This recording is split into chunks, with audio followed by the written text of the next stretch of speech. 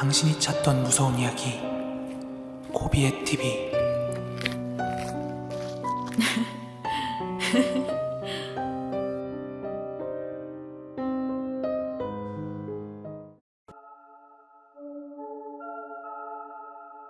때는 수능 준비로 지쳐있던 고3의 어느 여름날이었습니다.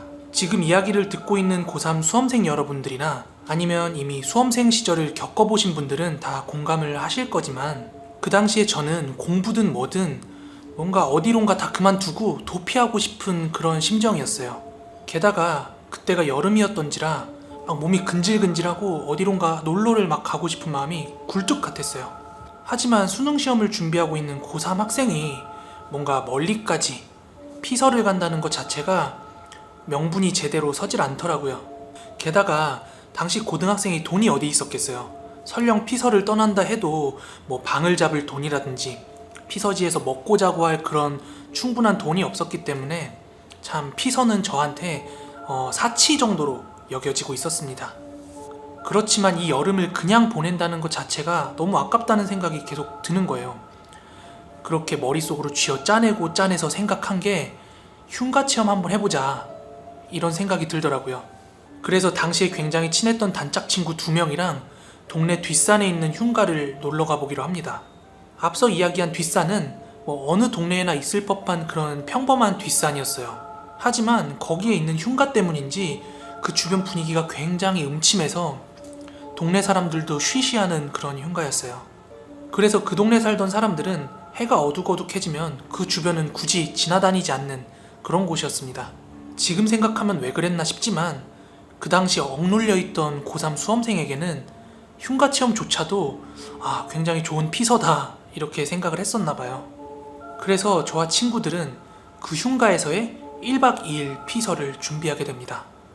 저희의 계획은 그 흉가 안에 작은 텐트 같은 걸 하나 쳐놓고 뭐 흉가 체험도 하고 사진도 찍고 뭐 라면도 끓여 먹고 그러고 오자 하는 계획을 세웠어요. 그래서 저랑 친구들은 각자 역할 분담을 해가지고 여러 가지 좀 짐을 챙겼어요. 뭐 버너나 코펠이나 아니면 쌀, 라면 같은 것들을 좀 챙겨가지고 그 흉가로 떠나게 됩니다. 저는 동네에서 오고 가면서 그 흉가의 외관은 본 적이 있었고 그 흉가에 대한 뭐 여러 가지 소문은 들은 적이 있었지만 막상 직접 가서 그 흉가를 마주하니까 그 흉가가 내뿜는 분위기가요, 제가 생각했던 거 이상으로 굉장히 무서운 거예요.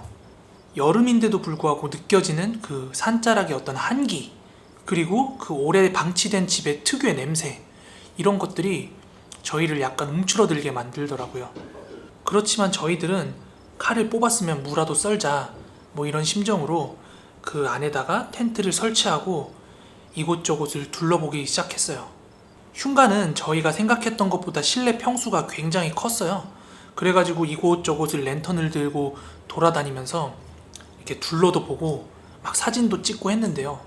흉가의 분위기라든지 아니면 저희가 사전에 기대했던 것과는 달리 심령현상이나 귀신 같은 건 전혀 나오지 않았어요. 그래서 저희는 긴장이 서서히 풀렸어요.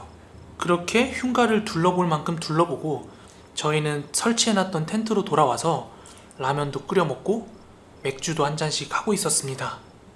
그런데 흉가를 처음 들어올 때 너무 과긴장을 했다가 스르르 풀어진 탓인지 서서히 졸려오더라고요. 그래서 친구들이랑 텐트 안에서 뒹굴뒹굴 거리다가 그만 잠에 들었습니다. 그리고 시간이 얼마나 지났을까요? 뭔가 부스럭거리는 소리가 계속 나서 잠에서 깨서 눈을 뜨게 됐습니다.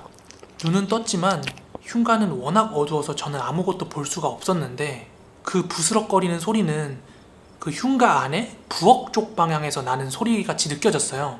일반 가정집이었으면 뭐 냉장고 돌아가는 소리라든지 아니면 집 밖에 도시의 미세한 소음 같은 것 때문에 그런 소리가 묻혔을 수도 있는데, 그런데 이 흉가는 산 언저리에 위치하고 있었고 흉가 안에는 아무것도 없었기 때문에 그 부스럭거리는 소리가 조금 더 예민하게 들려왔어요.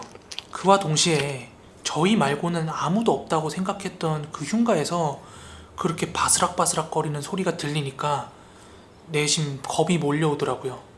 그래서 저는 옆에서 자고 있는 친구들을 조용히 흔들어서 깨우면서 귓속말로 "조용히 일어나봐, 여기 누구 있는 것 같아" 하고 친구들을 깨웠어요. 그렇게 친구들을 깨우는데요. 일어난 친구들도 그 소리를 듣더니 뭔가 겁을 먹는 것 같았어요. 친구들도. 그렇게 저와 친구들 모두가 일어나고 나서는 뭔가 확인할 수 있을 정도의 용기가 생기더라고요. 그래서 저희는 소리가 나는 부엌 방향으로 랜턴을 들고 천천히 접근을 했어요. 그렇게 저희가 랜턴을 들고 부엌 가까이로 다가가면서 그 바스락거리는 소리도 점점 가까워지더라고요. 하지만 저희가 랜턴으로 부엌을 비췄을 때는 아무것도 보이지 않았어요. 그래서 저는 부엌에 쥐새끼가 돌아다니나? 이런 생각을 하고 다시 돌아가려고 랜턴을 들고 몸을 돌리는데 부엌의 구석을 비친 랜턴에 너덜너덜한 치맛자락이 보였어요. 아주 찰나의 순간이지만 분명히 봤습니다. 그렇게 떨리는 손으로 랜턴으로 구석지를 다시 한번 비췄더니 저희 눈에 들어온 건 너덜너덜한 하얀 원피스를 입은 여자가 긴 머리카락을 바닥에 늘어뜨린 채 저희가 올 때 가져왔던 그 쌀을 구석지에서 아그작 씹어먹고 있더라고요.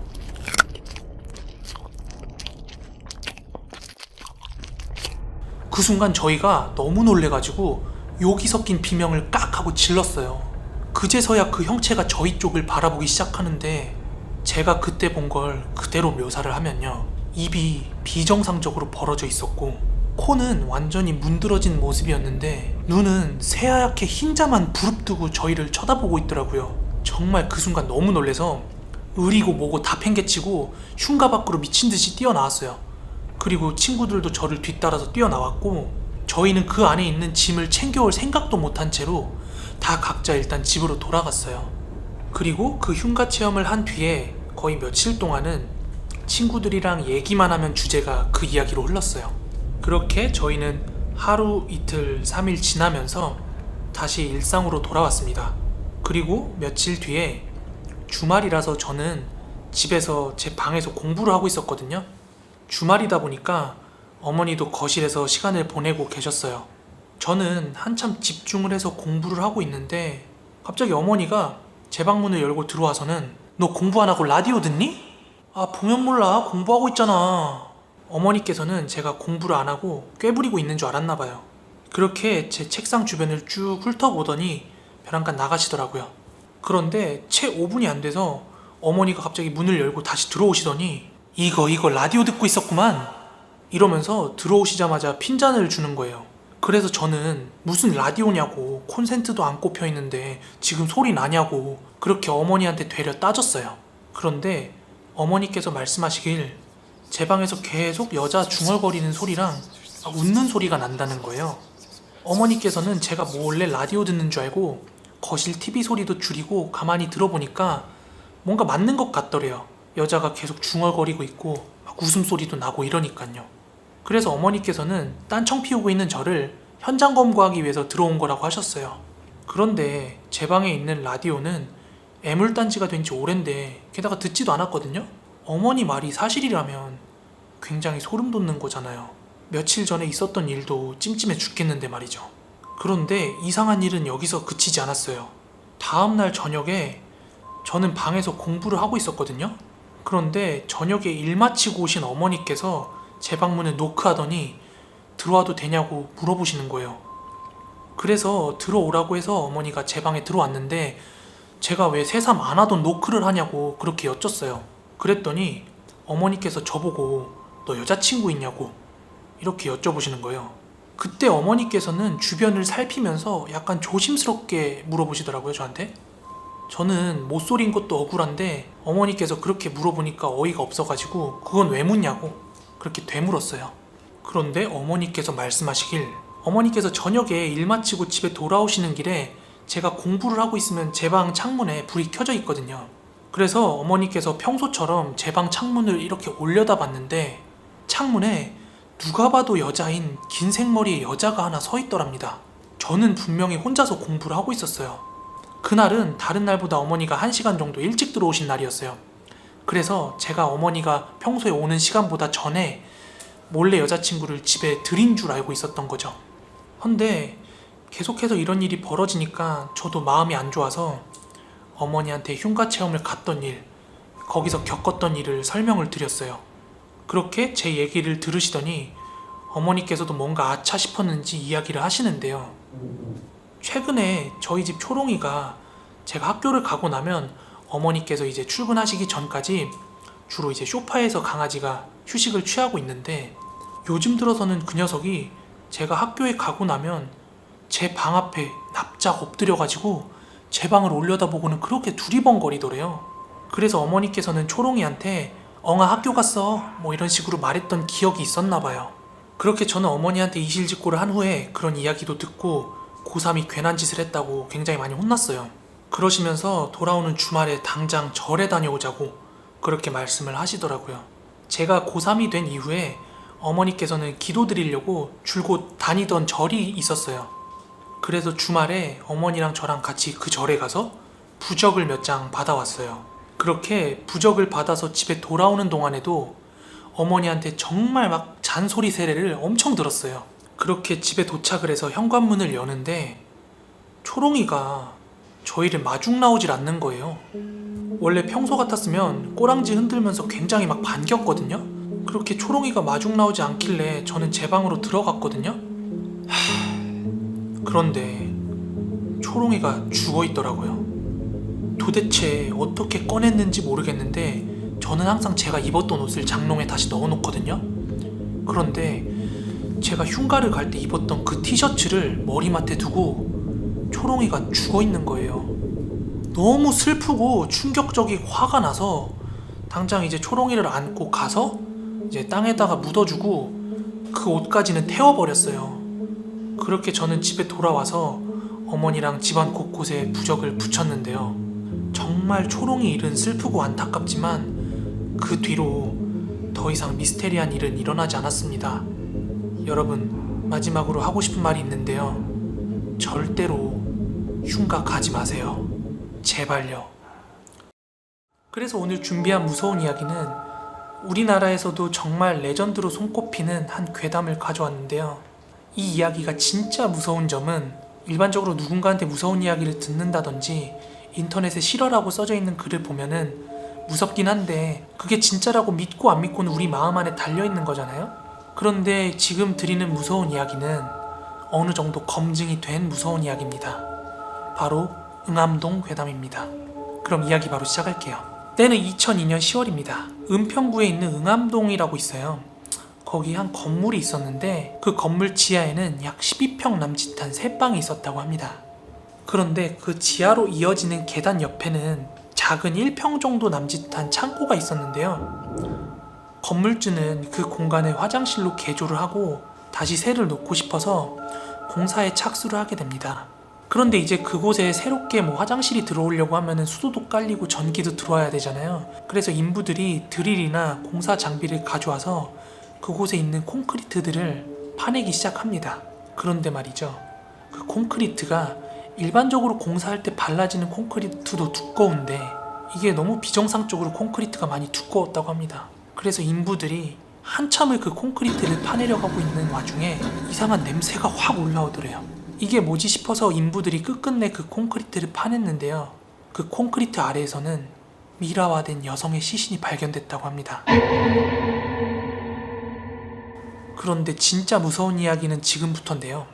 이 여성의 시신이 발견되기 이전 약 10여 년의 기간 동안 세입자들이 잇따라 자살을 한다든지 의문의 죽음을 당한다든지 아니면 교통사고, 건강했던 사람들이 갑자기 건강이 악화된다는 등 그런 의문의 사건 사고들이 연달아 발생하게 됩니다. 그런데 앞서서 이제 새빵이라고 설명을 드렸는데 이전에는 거기가 작은 공장으로 운영이 되었었다고 합니다. 그런데 그곳이 이제 공장으로 운영될 적에 야근하는 직원들이 잠을 잘 때면 이상한 여자의 웃음소리가 막 들리더래요. 또는 아주 심하게 가위를 눌리는 일도 빈번했고, 그리고 젊은 여자의 모습을 봤다는 직원들도 속속들이 나타나게 됩니다. 그게 어느 한 직원만 그런 게 아니라요, 그곳에서 근무하는 직원들 대다수가 그렇게 봤다고 합니다. 그리고 그중 몇몇은 진짜 버티지 못해서 몇 개월 만에 그만두는 일도 정말 빈번했다고 해요. 그런데 나중에 알려진 사실인데요, 그 새방에서 죽은 사람만 발견된 여성 시신을 포함해서 7명이라고 합니다. 죽은 사람만 6명이에요. 갑자기 건강이 악화됐다든지 뭔가 사건 사고로 다치거나 한 사람들은 정말 수도 없이 많았다고 합니다. 그런데요, 이 새방에 가장 마지막에 살던 세입자는요, 처음 새방에 들어왔을 때 체중이 93kg였는데 그 새방을 나가는 순간의 몸무게가 약 60kg 초반대까지 빠졌다고 하고요. 매일 불면증과 가위 눌림에 시달렸다고 합니다. 그리고 밤마다 어떤 여성이 자꾸 자신의 목을 조르더랍니다. 그리고 거울을 볼 때면 거울 뒤쪽에서 머리를 풀어헤친 여자를 막 목격하곤 했대요. 실제로요. 그래서 이 남성분께서 도저히 견디다 못해서 실제로 무당을 불러서 구슬하게 됩니다. 그런데요, 구슬하던 무당이 빙의가 됐는데요. 그 무당이 한 말이 진짜 소름이 돋습니다. 내가 이 건물에 있는 사람들 모두 다 저주할 거야. 무당이 뜻밖의 젊은 여성의 어떤 혼령의 빙의가 돼가지고 그 건물에 있는 사람들을 모두 죽여버리겠다고 그렇게 저주를 하더래요.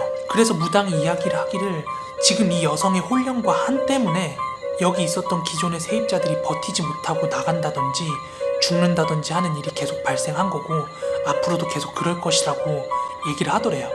그렇게 마지막 세입자가 나간 뒤에 여러 가지 이제 소문이 돌고 하니까 건물주가 그곳을 새롭게 개조를 해가지고 임대를 하려고 공사를 하던 와중에 시신이 발견된 것입니다. 근데 이 응암동 괴담에 대한 다른 어떤 이야기에서는 마지막 세입자가 굿을 나서 머리를 두고 자는 방향 쪽에서 매일같이 그렇게 가위를 눌리고 무서운 현상을 경험했기 때문에 큰맘 먹고 일용직 근로자를 고용을 해서 그곳을 파냈더니 시신이 나왔다, 이렇게 이야기가 되어 있는데 팩트는 건물주가 보수 공사를 하던 중에 시신이 발견된 것이고요. 시신이 나온다고 그대로 끝일까요? 경찰들이 이제 조사를 한 겁니다. 이후 이제 경찰 조사 끝에 실제로 그 범인이 잡혔다고 합니다. 이제 금전관계 때문에 말다툼을 하던 도중에 범인이 그 피해 여성을 이제 쇠파이프로 머리를 가격했는데 이게 잘못 맞아서 그 여성이 죽게 된 거고요. 그리고 그 여성을 그 콘크리트로 안매장을 한 겁니다. 그렇기 때문에 경찰들이 그 새방에 새들었던 사람들이 이렇게 역추적해 나가는 과정에서 실제로 사람들이 그렇게 죽어나갔다는 게 또 밝혀지게 되고요. 실제로 집계된 사망자는 피해 여성을 포함해서 총 7명입니다. 그래서 저는 참 많은 무서운 이야기를 듣고 읽고 했지만 이 응암동 괴담에 대한 풀스토리를 읽고 나서는요, 이건 정말 어떻게 빼도 박도 못하게 검증이 됐잖아요. 너무 소름이 돋더라고요. 여러분들도 시간 나시면 응암동 괴담이라고 해서 한번 나중에 검색을 해보십시오. 원문이 나옵니다. 자, 그럼 바로 두 번째 이야기를 시작하겠습니다. 이 두 번째 이야기의 당사자를 그냥 편하게 친구라고 지칭을 할게요. 이 친구가 사는 지역에는 꽤 오래되고 유명한 철학관이 하나 있었다고 합니다.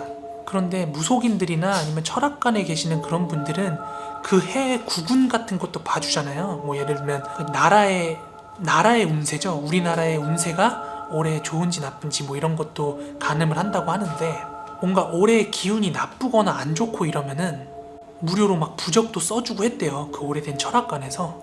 그런데 우리나라 사람들 공짜 좋아하잖아요. 그래서 사람들이 많이 가서 이제 부적도 받고 입소문이 많이 났다고 해요. 그런데 그 부적이 효과가 있다 없다 뭐 이런 거는 검증이 되지 않았다고 해요.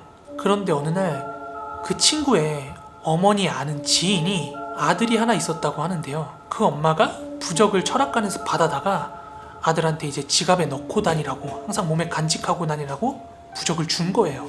그런데 그 아들내미의 친구가 지갑에 부적이 들어있는 걸 보고서 막 장난을 친 거예요. 야, 나 이거 부적 찢어도 되냐? 찢는다? 막 이러면서 찢네 마네 막 하면서 장난을 치다가 어떻게 그 부적이 많이 훼손이 됐대요. 그 부적이 완전히 찢어진 건 아닌데 약간 해졌다고 해야 되나? 뭔가 이렇게 부적이 되게 훼손이 많이 됐다고 합니다. 그런데요, 바로 그 다음 날입니다.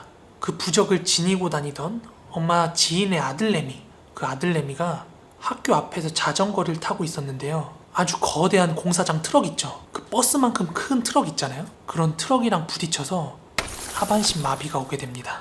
완전히 되돌릴 수 없는 장애를 입은 거죠. 그 이야기를 듣고 그 친구가 너무 소름이 돋아가지고 그 철학관에서 주는 부적 절대 받아오지 말라고 여기저기 신신당부를 하고 다녔다고 합니다. 네, 두 번째 이야기는 좀 짧지만 여기까지입니다. 한 여성분께서 이제 서울 내에서 자취를 하기 위해서 원룸을 알아보고 계셨는데요. 서울이다 보니까 이제 지상층은 굉장히 좁은데 비싸고 한참 동안 이제 본인의 경제력을 스스로 고민한 결과 리모델링을 끝마친 한 건물에 반지하로 입주를 하게 됩니다. 그 여성분이 입주한 건물의 구조를 잠깐 설명을 드리면요. 건물로 들어가는 정면 입구를 기준으로 좌측에는 주차장이 있고 우측으로는 에어컨 실외기라든지 이제 쓰레기 같은 거 버리는 그런 담장이 존재했다고 합니다. 집이 반지하이긴 했는데 건물 정면이랑 우측으로 창문이 2개나 뚫려 있기도 했고 건물 내부와 외부에 모두 CCTV가 이렇게 설치가 되어 있어서 그 여성분께서는 여자 혼자 살기에도 나쁘지 않겠구나 하고 입주를 결정하신 건데요. 보통 원룸에 입주를 하거나 혼자 살기 시작하면 다들 자기 방 되게 이쁘게 꾸미고 싶어 하잖아요. 그래서 이 여성분께서도 반지하라는 느낌을 지우기 위해서 이케아 같은 가구점에서 이쁜 가구도 사다가 이렇게 배치를 하고 집 안을 셀프 인테리어 한다는 기분으로 굉장히 이쁘게 집을 잘 꾸몄다고 합니다. 그런데 이 여성분이 입주를 하고 나서 얼마 되지 않아서 이상한 일들을 겪기 시작하는데요. 우선 화장대에 세워놨던 화장품 같은 것들이 저절로 쓰러져 있다든지 분명히 가지런하게 정리해놨던 이부자리가 흐트러져 있다든지 꼭 출근했다가 퇴근하고 돌아오거나 아니면은 이제 집을 장시간 동안 비웠다가 돌아왔을 때는 그렇게 집안 어딘가에 뭔가가 조금씩 이렇게 흐트러져 있는 게 보였대요. 그런데 아주 처음에는 이 여성분도 그렇게 민감하게 생각하거나 민감하게 반응은 하지 않았다고 해요. 그렇잖아요. 사실 뭐 화장품 같은 거 한두 개 쓰러져 있다고 해도 뭐 화장대가 흔들렸었나? 뭐 요 정도로 생각하지 누가 인위적으로 쓰러뜨려 놨다고 바로 그렇게 생각을 하진 않잖아요. 그런데 이 여성분께서 집에서 나가기 전에 완벽하게 집안을 청소해놓고 나갔다 들어온 다음 날도 그렇게 화장품이나 물건 같은 게 쓰러져 있다든지 이불이 흐트러져 있는 걸 보고 아 이게 뭔가 좀 이상하구나 하고 인지를 한 거죠. 그런데 또 막상 분실되거나 없어지거나 하는 물건은 하나도 없었다고 합니다. 그런데 어느 하루였습니다. 평소에는 화장품이 뭐 한두 개 정도 쓰러져 있는 정도나 아니면은 이불이 좀 흐트러져 있는 정도 약간 신경이 쓰이는 정도였는데 그날은 화장대 위에 있는 화장품들이 다 쓰러져 있고 이불도 굉장히 많이 흐트러져 있었다고 해요. 그런데 서울 한복판에서 지진이 났을 리는 없으니까 그래가지고 이 여성분은 내 방에 누군가 들어왔었구나 라고 생각을 한 거예요. 불안해가지고 이제 건물주분께 전화를 해가지고 자초지종을 설명하고 CCTV를 같이 확인을 하자고 했대요. 건물주분께서 흔쾌히 허락을 해주셔가지고 같이 CCTV를 열람했다고 합니다. 그런데 자기가 나갔다가 들어오는 그 시간 동안 아무도 본인 집에 들어오고 나간 흔적이 없는 거예요. 찍힌 게 아무것도 없었던 겁니다. 아마 이쯤에서 뭐 침대 밑에 노숙자가 살고 있던 얘기 뭐 이런 거 상상하시는 분들도 있을 텐데요.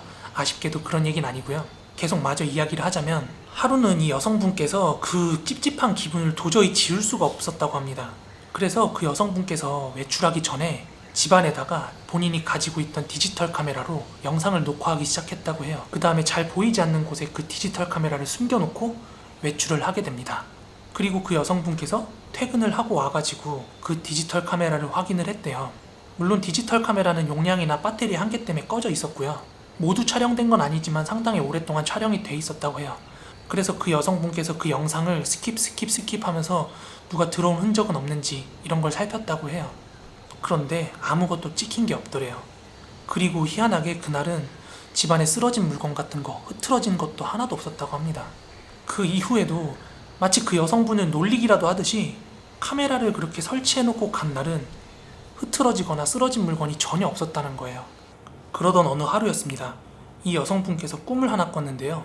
그 꿈속에서 여성분이 자기 자취방에서 그 침대에 누워 있었다고 해요. 그런데 본인 집 현관 그 신발장 앞에서 웬 여자가 서 있더라고 합니다. 그렇게 그 여자분이랑 눈이 마주쳤는데 살며시 미소를 짓더래요. 그렇게 미소를 짓던 여자분이 갑자기 깔깔깔깔깔깔거리면서 막 웃기 시작하더래요. 한참을 그렇게 미친 듯이 웃다가 갑자기 급 표정을 굳히면서 정색을 하더니 나가! 하고 소리를 치더랍니다. 그 순간 이 여성분께서 너무 놀래가지고 잠에서 깬 거예요. 꿈이긴 했지만 너무 생생해가지고 일어나서도 그 여운이 한참 갔다고 해요. 그리고 이 꿈을 꾸고 난 뒤부터는 여성분의 생각이 조금 변했대요. 원래는 이 원룸 내부에 뭔가 이 건물을 아주 잘 알고 있는 변태가 있다든지 뭐 그런 식으로 생각을 했는데 이런 꿈을 꾸고 나니까 이게 진짜 귀신이나 심령 현상일 수도 있겠다라는 생각이 들더래요. 뭐 폴터가이스트 현상 뭐 이런 거 있잖아요. 막 물건이 저절로 날아다닌다든지 쓰러진다든지 하는 그런 현상이요. 뭐 이런 쪽으로 생각이 기울었다고 합니다. 그런데 정작 뭐 없어지는 물건도 없고 본인한테 직접적인 피해를 주는 것도 없고 이제 이 집으로 들어와서 산 지도 얼마 안 됐기 때문에 당장 어디로 이사를 가기에 여력이 안 되는 것도 문제였고요. 그래서 이 여성분께서는 하루하루 그렇게 적응을 하면서 그냥 살았다고 해요. 그러던 어느 날 결정적인 사건이 하나 터집니다. 이제 늦은 밤에 그 여성분께서 자기 직전에 샤워를 하고 있었다고 합니다. 이제 그 원룸 화장실에서 샤워를 하고 있는데 여성분이 이제 머리를 막 이렇게 감고 있었대요. 그런데 뭐 머리를 감고 있으니까 내가 주변을 시야를 뭐 바라볼 수 있는 건 아니지만 뭔가 그 느낌적인 느낌이라는 게 있잖아요. 누군가가 나를 쳐다보고 있다는 느낌이 굉장히 싸늘하게 들면서 등골에 소름이 돋더래요. 그냥 이유가 없이. 그런 기분을 느끼면서 이제 머리를 마저 다 감고 이제 샴푸기를 제거하면서 여성분들이 이렇게 머리를 이렇게 넘기잖아요. 그렇게 여성분께서 머리를 넘기면서 이렇게 고개를 들었는데 그렇게 고개를 들면서 의도치 않게 시선이 화장실 창문 쪽으로 꽂혔는데요. 글쎄 화장실 창문 밖에서 웬 사람이 얼굴을 창문에 바짝 대고 그 여성분을 쳐다보고 있더랍니다. 물론 화장실에 설치되는 그런 창문은 반투명 창문이라서 안을 들여다볼 순 없는데 바깥의 가로등 불빛이랑 이렇게 그림자 때문에 이게 분명히 사람 얼굴이라는 걸 인지를 할 수가 있었대요. 그래서 그 순간 놀라가지고 그 여성이 비명을 확 지르는데 그 얼굴이 확 사라지더랍니다. 그 놀란 여성분께서는 이제 방으로 나와가지고 물기만 대충 닦고 경찰서에 연락을 한 거예요. 그리고 건물주한테까지 전화를 했다고 합니다. 그 여성분은 놀라고 진정도 안 되고 화도 나는 상황이었지만 한편으로는 좀 개운한 느낌이 동시에 좀 들었다고 합니다. 왜냐하면 지금까지 뭔가 자기를 괴롭히던 게 심령 같은 게 아니라 뭔가 변태 새끼의 소행이라는 생각이 확 들고 나니까 개운하더래요. 이제 CCTV를 보고 그 새끼를 잡으면 되는 거니까. 그래서 경찰이랑 집주인분이랑 그렇게 대동을 해가지고 같이 CCTV를 열람을 했다고 합니다. 그런데요, CCTV 아무것도 잡힌 게 없답니다. 이 여성분은 한밤중에 미친년이 된 기분이었고 동시에 너무나 소름이 돋았대요. 당연한 게 본인이 직접 두 눈으로 본 게 있는데 그 화장실 창문 쪽으로 해가지고 마당을 비추고 있는 CCTV가 분명히 있는데 아무것도 찍힌 게 없으니까요. 그러니까 이 여성분의 머릿속에는 변태 새끼의 소행이 아니라 확실히 이거는 귀신의 소행이다 라는 생각이 들어서 이제 그 현장이 다 정리되고 나서 그 여성분은 찜질방에 가서 잠을 잤고요. 이 사건 이후에 도저히 그 원룸에 살 수가 없어서 집주인한테 이야기를 한 뒤에 다음 세입자를 구하겠다고 했대요. 그래서 원룸 승계를 위해서 인터넷에 글도 올리고 복덕방에도 방을 내놨다고 합니다. 그런데 다행히도 원룸 자체가 리모델링을 한 건물이기도 하고요. 이 여성분께서 평소에 집을 이쁘게 꾸며놓고 살다 보니까 집 보러 오는 사람들도 이제 반지하 같은 느낌을 받지 않고 굉장히 이쁜 방이구나 라고 생각을 한 거예요. 그래서 집을 보러 온 한 여성분께서 바로 이사를 오고 싶다고 해가지고 다행히도 빠르게 다음 세입자를 구하게 됩니다. 그래서 이 여성분께서는 보증금 같은 거 돌려받고 이제 도망치듯이 그 집을 나왔다고 해요. 그리고 나서 한동안은 이제 부모님 집에서 생활을 하게 됩니다. 근데 자취해서 혼자 생활하는 것도 좋지만 막상 이제 반값 나갈 일도 없고 부모님이 알아서 밥도 챙겨주시고 하니까 너무 좋았다고 합니다. 그렇게 평범한 일상을 누리고 있었다고 해요. 그런데요, 그렇게 한 달 정도 지났나? 모르는 번호로 전화가 오더래요. 처음에는 모르는 번호라서 이걸 받을까 말까 하다가 전화를 받았다고 합니다. 전화를 받았는데 다름 아니라 그 원룸에 새로 들어왔던 세입자분이었대요. 네, 여보세요? 네, 땡땡빌라 105 승계받은 사람인데요. 아, 네, 안녕하세요. 혹시 무슨 일로 전화 주셨어요? 다름 아니라 제가 여쭤볼 게 하나 있거든요. 네? 어떤 거요? 혹시요, 이 집에 대해서 뭐 아시는 거 없으세요? 네? 그게 무슨 소리예요? 아니요, 여기 사실 적에 무슨 일 없으셨냐고요. 누가 죽거나 다치거나 그랬어요? 이 여성분께서는 이사를 갈 때 그 세입자 여성분한테 갑작스럽게 이제 근무지가 이동하는 바람에 이사를 가야 될 일이 생겼다고 이렇게 얘기를 했는데 그 세입자 여성분께서는 전화기를 붙들고 한참 동안 하소연을 하더랍니다. 자기가 겪은 일에 대해서요. 이 여성분께서는 무슨 사연인지 다 알고 있었지만 차마 그런 일 때문에 나온 거라고 말을 할 수가 없더래요. 그리고 나서 그 세입자분께서는 완전히 기운이 빠진 채로 네, 알겠습니다 하고 전화를 끊는데 그 세입자의 한숨 때문에 너무나도 미안했다고 합니다. 이제 이야기는 10여 년 전으로 거슬러 올라갑니다. 그 지인 형의 고등학교 동창 이야기인데 그 동창 형을 A라고 지칭을 하겠습니다. 그 A라는 친구가 이제 고등학교를 졸업하고 지방에 있는 대학교를 입학을 하게 됐어요. 그런데 이제 대학교를 입학해서 막 본격적으로 대학 생활을 시작하기도 전이고 뭐 기숙사 같은 데서 갇혀 살고 뭐 이런 거는 원하는 스타일은 아니라서 이제 자취방을 구해가지고 지방으로 내려갔다고 해요. 그런데 그 A형이 인싸력이 약간 요즘 말로 인싸력이 있는 형이라서 입학을 한 후에는 정말 많은 친구들이 잘 사귀었다고 해요. 이제 1학년을 마치고 그 형이 바로 군대를 갔고요. 그리고 이제 군대를 제대하고 나서 그 형이 이제 복학을 해야 되는데 또 복학을 하려면은 지방이다 보니까 다시 또 방을 구해야 되잖아요. 기숙사를 들어가던가. 그래서 이제 그 당시에 같이 복학을 해야 되는 이제 군대 제대한 친구들이랑 이렇게 연락을 하다 보니까 한 친구가 이제 룸메를 구하고 있다라는 사실을 알게 된 거예요. 보통 다 1학년 마치고 군대를 가니까 1학년 때는 다들 이제 자취방 같은 거 얻어서 살다가 이제 군대를 다녀오고 복학한 뒤에는 2학년부터 4학년 때까지 보통 웬만하면 다 쭉 다니잖아요. 그러다 보니까 A형의 이제 동기 중 한 명이 이제 부모님이 좀 잘 사셨나 봐요. 그래서 지방에 있는 그 지역에 있는 약간 오래된 복도식 아파트를 전세로 하나 구해줬다고 합니다. 뭐 아무래도 서울만큼 집값이 그렇게 비싼 것도 아니었고 뭐 전세니까. 그래서 이제 그 친구는 전세 아파트고 집도 크기가 널널하고 이제 소정의 비용만 받고 같이 살 룸메이트를 구하기 시작한 거예요. 그런데 이제 A형은 친한 친구가 이제 룸메이트를 구하는 거기도 하고 이제 그 친구 아파트에 들어가서 살면은 뭐 공간도 여유가 있겠다, 뭐 덜 심심하겠다, 뭐 자취방에 생똥 꼬라박는 거에 비해서 좀 훨씬 더 비용도 절약할 수 있겠다. 그래서 이제 그 친구랑 룸메이트가 돼서 대학 생활을 시작하게 됩니다. 뭐 자취를 해보시거나 아니면 룸메랑 같이 생활을 해보신 분들은 아시겠지만 뭐 금요일 저녁이나 주말에 뭐 치킨이나 피자 같은 거 아니면 소주 맥주 같은 거 해가지고 술 자주 먹잖아요. 이제 그 A, B 그 두 친구도 크게 다르지가 않았어요. 이제 하루는 이제 그 A, B 두 친구가 주말에 이제 치킨을 시켜가지고 소주랑 같이 이제 곁들여가지고 알딸딸하게 취해가고 있을 때쯤이었어요. 그렇게 둘이 서로 살짝 알딸딸해져 갈 때쯤에 야 바람 쐬면서 담배나 한 대 태우자 하면서 이제 복도식 아파트니까 문 열고 바로 앞에 현관 앞에 있는 복도로 나간 거예요. 이제 둘이서 복도 난간에 이제 팔을 개고서 담배를 피고 있었대요. 그런데 남자분들 그럴 때 있잖아요. 술 먹으면서 실컷 얘기 많이 해도 담배 피러 나가면 또 다른 할 얘기가 막 생기는 거.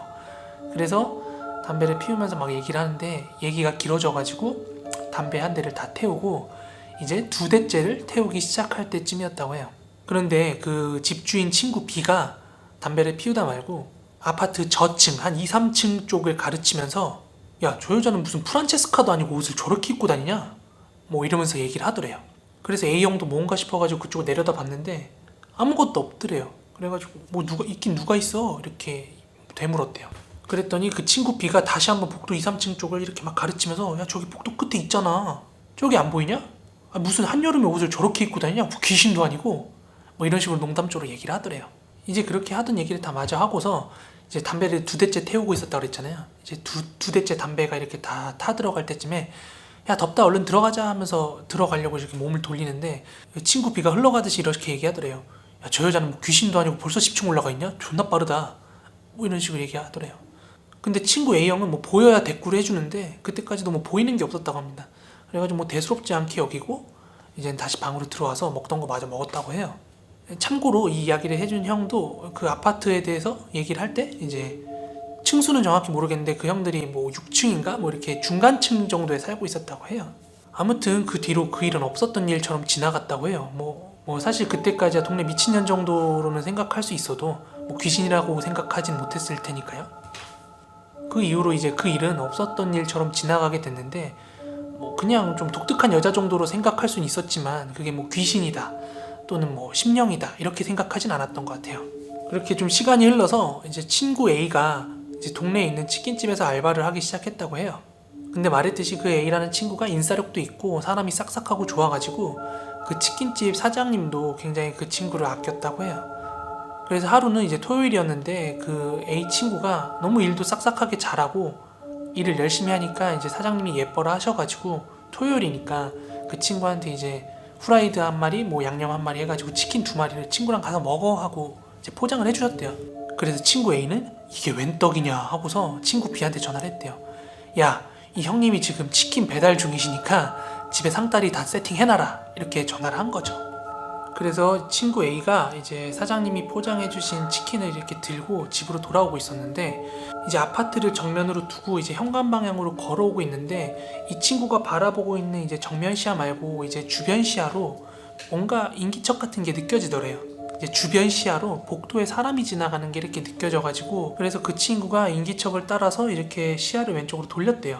그런데 이 친구가 이제 걸어가면서 이제 고개를 왼쪽으로 돌려서 봤겠죠? 근데 그 자리에 웬 여자가 온통 까만 옷을 입은 채로 복도에 덩그러니 서 있더래요. 그래서 그 순간 그 친구는 예전에 B 친구가 얘기했던 그 프란체스카 같다는 그 여자가 이제 생각이 난 거예요.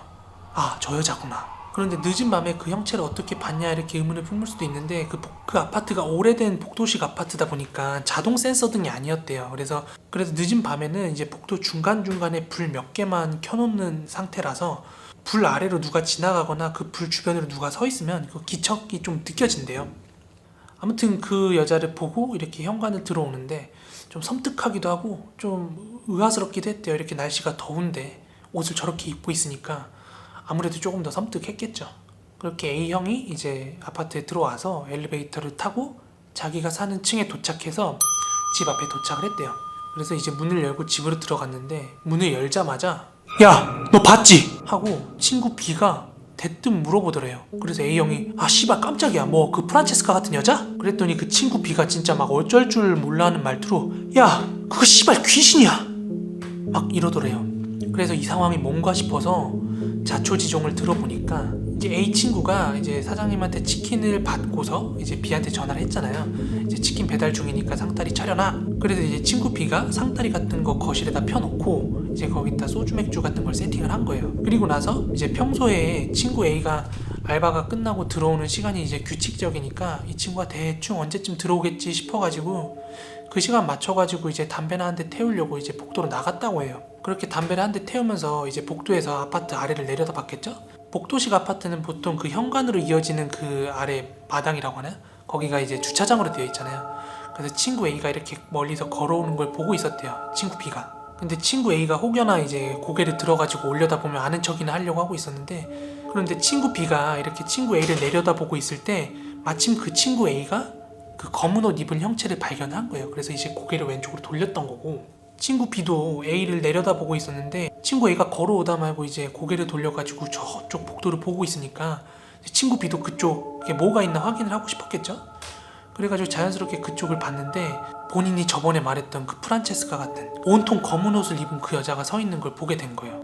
그런데 그때까지도 별로 그렇게 대수롭지 않게 생각하고 있었는데 이제 친구 A가 아파트 현관으로 들어오는 걸 보고 나서 이제 곧 엘리베이터 타고 올라오겠지 싶어가지고 이제 담뱃불을 끄고 집에 들어가서 친구를 기다리려고 몸을 돌리는데 복도 끝에 그 여자가 딱 하고 서 있더라는 겁니다. 그런데 자세히 보니까 그 여자가 공중에 발이 떠 있더래요. 너무 놀래가지고 이제 그 친구가 바로 문 닫고 집으로 들어와가지고 친구 A가 들어오기만을 기다리고 있었던 거예요. 그래가지고 A와 B와 둘 다 이제 기겁을 했다는 뭐 그런 이야기입니다. 그 이후에 대한 이야기는 저도 뭐 제보자 형한테 들은 게 없어가지고 이야기는 여기서 마무리를 해야 될 것 같은데요.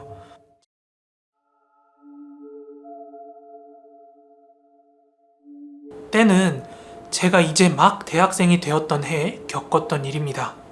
저는 초등학교, 중학교, 고등학교 시절은 물론이고 일평생 살면서 단 한 번도 귀신이라는 걸 믿어본 적이 없는 사람이었어요. 물론 이 일을 겪기 전까지는 말이죠. 때는 2013년이었습니다. 저는 강원도 소재의 한 대학교에 입학을 하게 됐는데요. 원래 저는 남양주에 살던 사람이라서 그 강원도까지 멀리 가서 살 거라고는 단 한 번도 생각을 못하고 있었어요. 그러다 보니까 지방에서 학교를 다니려면 방이 필요했는데요.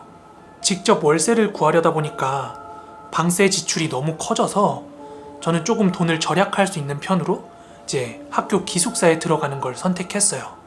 저희 학교 기숙사는 학교 건물이랑 굉장히 가까이 붙어 있었는데요.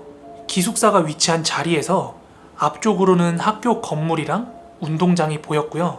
뒤쪽으로는 그냥 깡산이랑 숲이 우거져 있었습니다.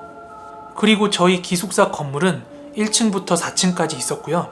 중앙 엘리베이터를 기준으로 양쪽으로 방들이 뻗어 있는 그런 구조였습니다. 그때 저는 기숙사 407호에 배정을 받았고요. 기숙사 각 호실은 4인 1실이라서 당시 저희 방에는 저를 포함해서 신입생 4명이 생활을 하고 있었어요. 그리고 기숙사의 구조는 현관문을 기준으로 양쪽에 2층 침대가 하나씩 놓여 있었거든요. 저는 거기에서 오른쪽 1층에서 생활을 했습니다. 그리고 저희 기숙사 건물은 밤이 되면은 전체 소등을 하는데요. 그렇지만 중앙 엘리베이터 쪽으로는 공용 화장실이랑 공용 샤워장이 있어서 거기만큼은 소등을 하지 않고 놔두는데요. 그렇기 때문에 하나 더 부가적으로 설명을 드리면 저희 기숙사 방문 위에는 아주 높게 창문이 하나 달려 있었거든요. 그래서 아주 깊은 밤이더라도 그 창문을 통해서 기숙사 안쪽으로 약간의 빛이 들어왔어요.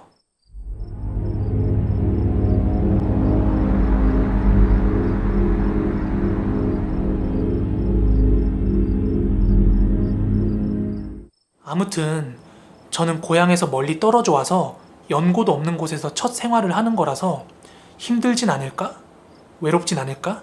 이런 걱정을 했는데요. 다행히도 기숙사 같은 방 친구들이랑도 너무 잘 어울렸고 학교 동기며 학교 생활들도 너무나 즐거웠습니다. 그렇게 즐거운 대학 생활을 보내고 있던 중 사건은 어느 초여름에 터지게 됩니다. 저랑 같은 방을 쓰고 있는 친구 3명 중 한 놈이 고향이 주문진인 녀석이 있었거든요. 그 녀석 자리는 저랑 맞은편 2층 침대 자리였어요. 같은 방 친구들 중에서도 유독 그 친구랑 친해서 밤늦게까지 수다를 떨다가 잠자리에 들게 되었습니다. 그렇게 잠을 자다가 한 새벽 3시쯤이었던 것 같아요. 잠결에 저희 기숙사 문 밖, 그러니까 기숙사 복도죠. 그 복도 밖에서 방울소리 같은 게 들려오는 거예요. 그 방울소리는 딸랑딸랑 하는 그런 귀여운 방울소리가 아니라 흡사, 그 무당들이 굿할 때 흔드는 방울 있잖아요. 그런 소리 같았어요.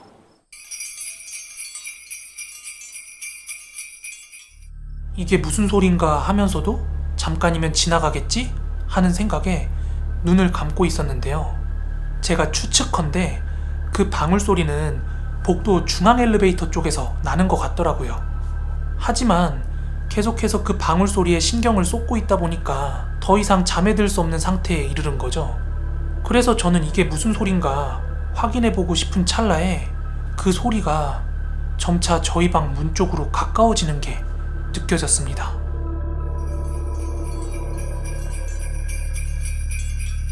그렇게 완전히 잠에서 깨버린 저는 무의식적으로 기숙사 방을 한번 훑었어요. 그런데 건너편 침대 2층에 있다는 그 주문진 친구 있죠.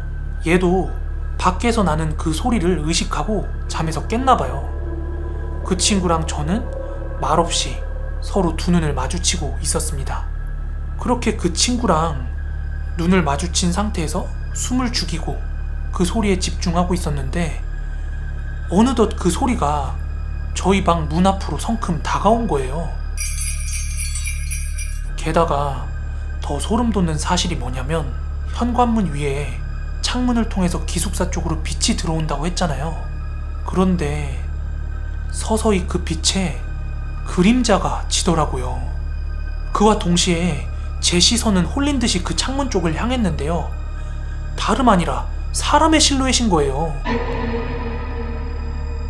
하지만 말이 안 되는 게 어떻게 사람의 실루엣이 저 창문에 비칠 수가 있지? 싶은 거예요. 왜냐하면 웬만한 성인이 팔을 뻗어도 닿지 않는 높이에 있었거든요, 그 창문이. 그런데 그 유리창에 사람의 얼굴이 비쳤다? 그거는 최홍만이 와도 안 돼요. 그 2층 침대에 있던 주문진 친구는 놀래서 1층에 있던 저한테 상현아, 빨리 문 좀 잠궈봐, 얼른! 아래쪽에 있던 저는 반사적으로 뛰쳐가서 현관문을 잠그고 다시 침대로 돌아왔어요. 그런데 그제서야 문을 열려고 막 철컥철컥거리고 문을 막 두드리는 거예요. 그 소리를 들음과 동시에 기절인지 꿈인지 모를 그것에서 깨어나게 되었습니다.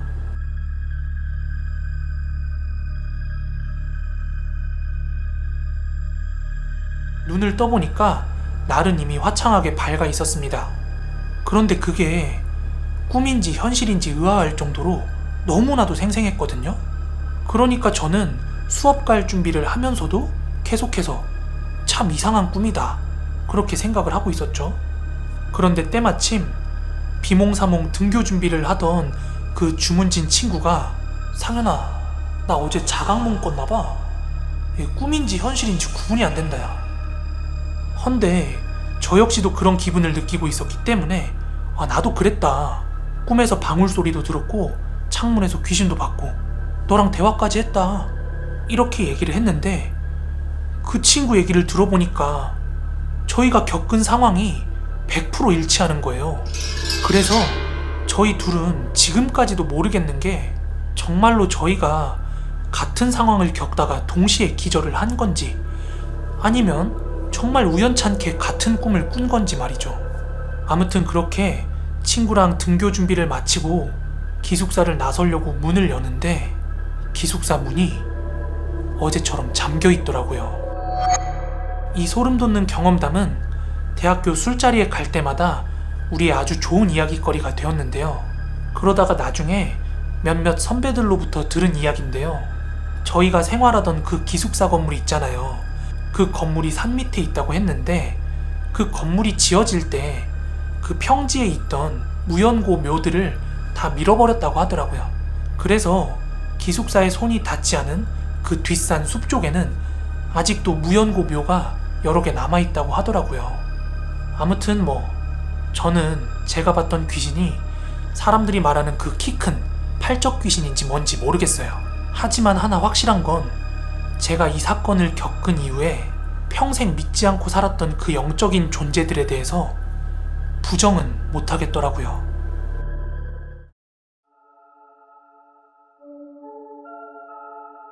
며칠 전에 코비에 TV에 올라온 화장터 괴담을 보니까 예전에 저희 이모께서 해주신 무서운 이야기가 하나 생각이 납니다.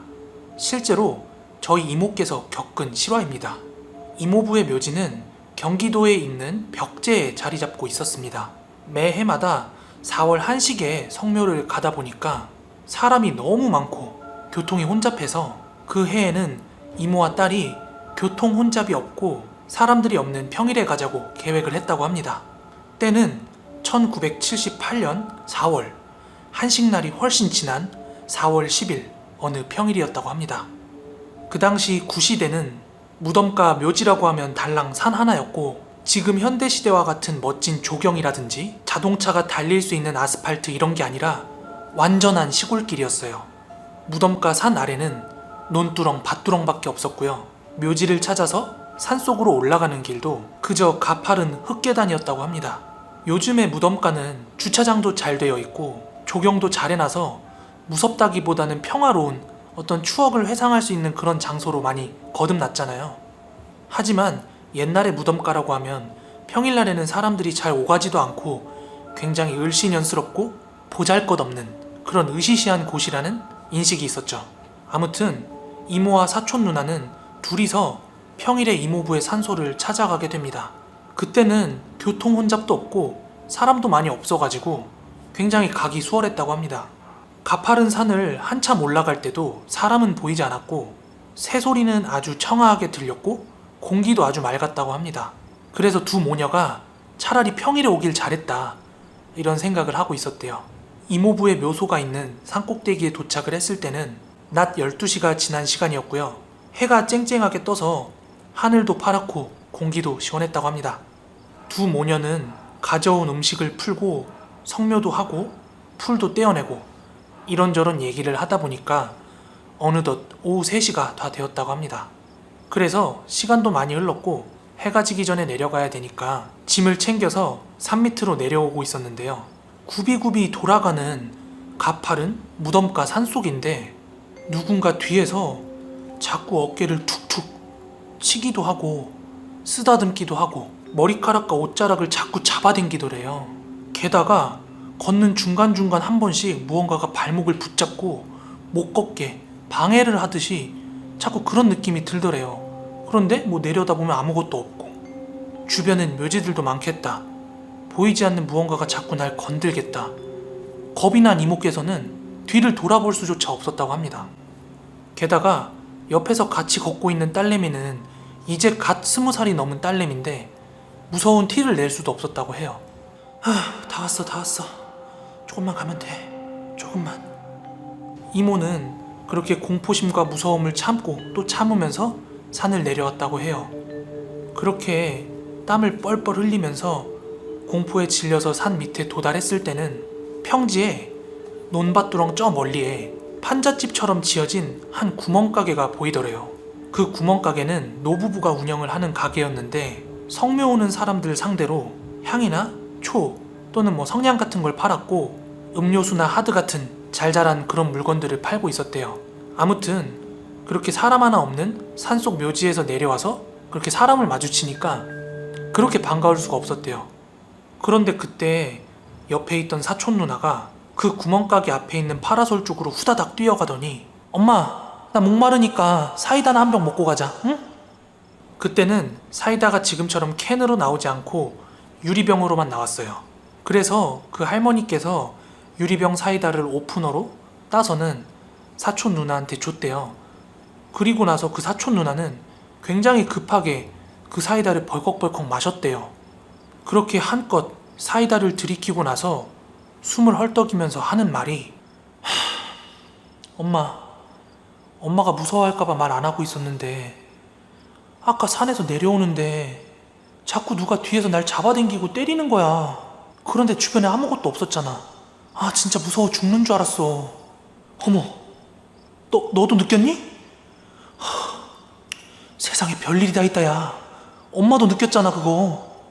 이모도 그렇고 사촌 누나도 그렇고 서로 말 안 하고 끙끙 숨기고 있었는데 같은 걸 겪었다고 하니까 너무 깜짝 놀랐었던 그 찰나에 이 두 모녀의 대화를 듣고 있던 구멍가게 할머니께서 말씀을 하시더래요. 그러게 이런 공동묘지는 뭐하러 평일날 여자 둘이서 왔어. 올 거였으면 남정네 선옷은 데려왔었어야지.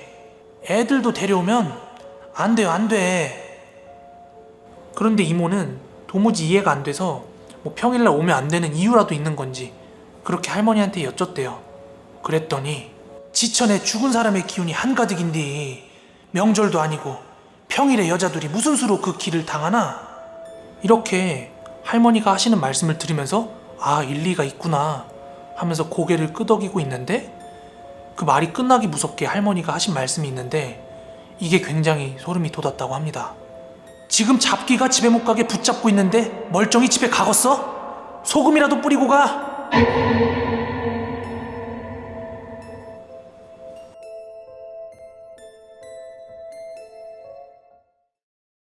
때는 제가 대학교 새내기 시절인 2004년도였습니다.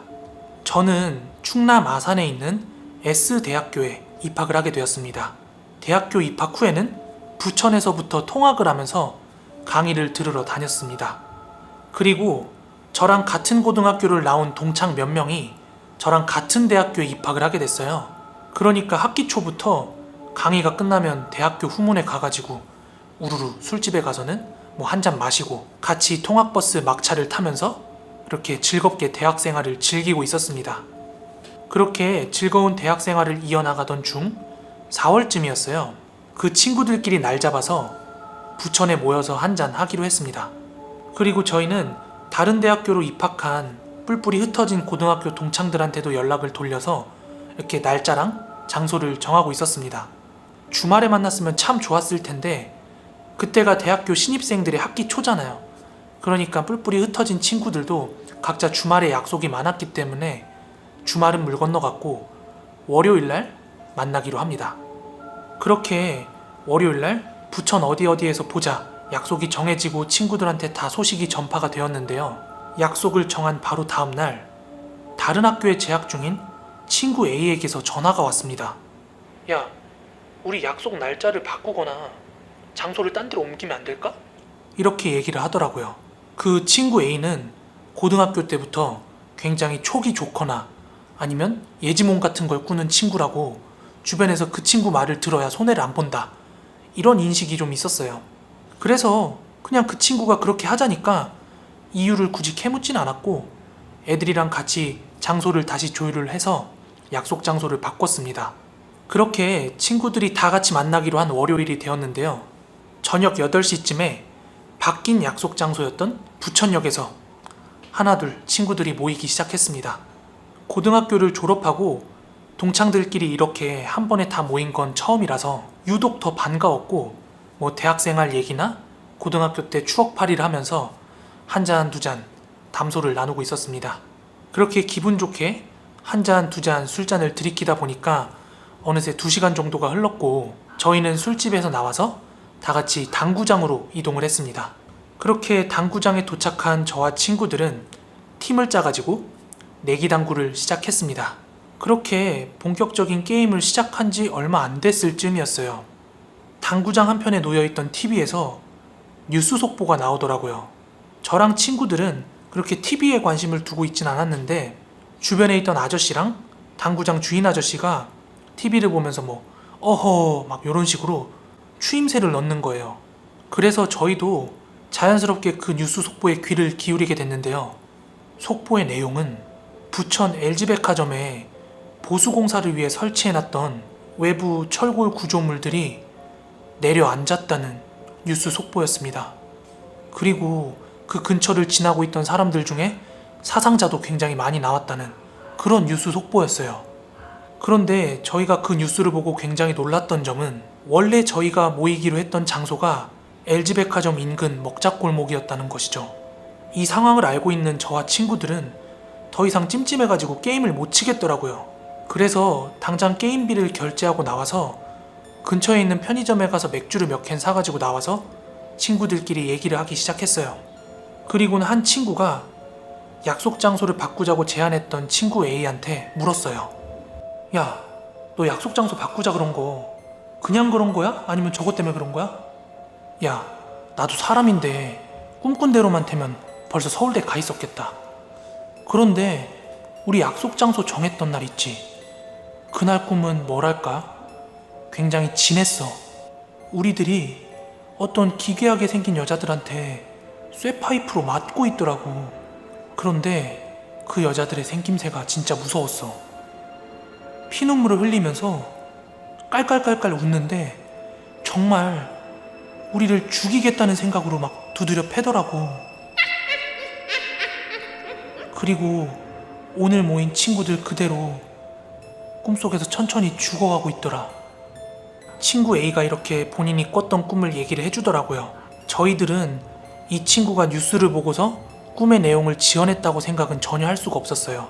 왜냐하면 고등학교 때도 종종 예지몽을 꾸던 아이였고 저희가 약속 시간과 장소를 정할 때 굳이 그렇게 바꿀 이유도 없었거든요. 그래서 이 친구는 꿈을 통해서 뭔가를 알고 있었구나 라고 밖에 생각을 할 수가 없었습니다. 그렇게 오랜만에 친구들과의 모임은 찝찝하게 마무리가 되었고요. 친구들과 해산한 뒤에 저는 그 붕괴 현장 근처를 한번 가봤는데요. 그 현장은 정말 전쟁터를 연상케 할 정도로 상황이 처참했습니다. 그 후로 LG백화점은 롯데백화점이 됐고 언제 그랬냐는 듯이 지하철도 다니고 주변 상권도 발달해서 평화로운 도시가 되었지만 그 근처를 지날 때마다 그날의 사건이 떠오르곤 합니다.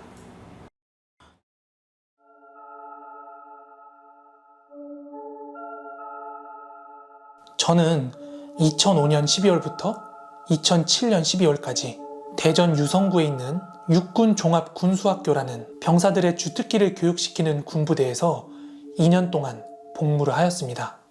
저희 부대에서 주특기 교육을 수료한 교육생들은 각자 배정받은 자대로 전입을 가게 되는데요.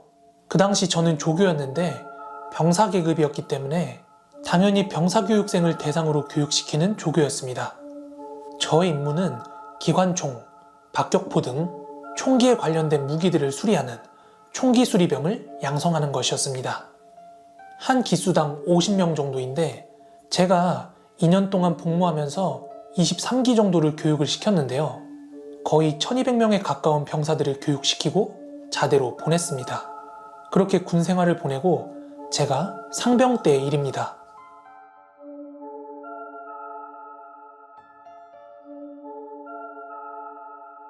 저의 고참 조교가 제대를 했기 때문에 제가 그 고참 라인이 됐겠죠? 저의 후임 조교를 선발해야 되는 기수도 입교를 하게 됐습니다. 저는 훈련소에서 전달받은 신상 명세서를 보면서 한 기수에 50명이나 되는 그 교육생을 하나하나 면담을 하기 시작했습니다. 한 명씩 무려 50명이나 되는 인원을 1대1로 면담을 마친 결과 조교 후보는 김모 교육생, 또 하나는 최모 교육생이었습니다. 김모 교육생은 학력이 좋았고 같은 기수 전우들과 굉장히 잘 지내는 모습을 보여줬어요. 그리고 최모 교육생은 키가 훤칠하게 굉장히 컸고 눈매도 날카롭고 군기도 바로 잡혀 있어서 조교 임무를 수행하면서 군기 확립을 잘할 것 같다는 판단이 들어서 이렇게 두 명을 육군본부의 조교 후보로 인사명령서를 제출했습니다. 그리고 저는 그 기수의 수료식 이틀 전에 교육생들이 배정받은 부대 인사명령 답변 메일을 받았고 교육생들에게 각각 배정받은 자대를 발표하는데 김모 교육생이 조교로, 그러니까 제 후임으로 선발이 된 거죠. 그래서 최모 교육생은 어느 부대로 배정받았는지 찾아봤는데 그 기수 명단에 최모 교육생의 이름이 없는 겁니다. 육군본부에서 보낸 서류에 따르면 그 기수는 총원 50명이 아니라 49명으로 되어 있었던 거죠. 그러니까 조교 후보를 1명 선발한 걸로 처리가 되어서 김모 교육생이 조교로 착출된 것입니다.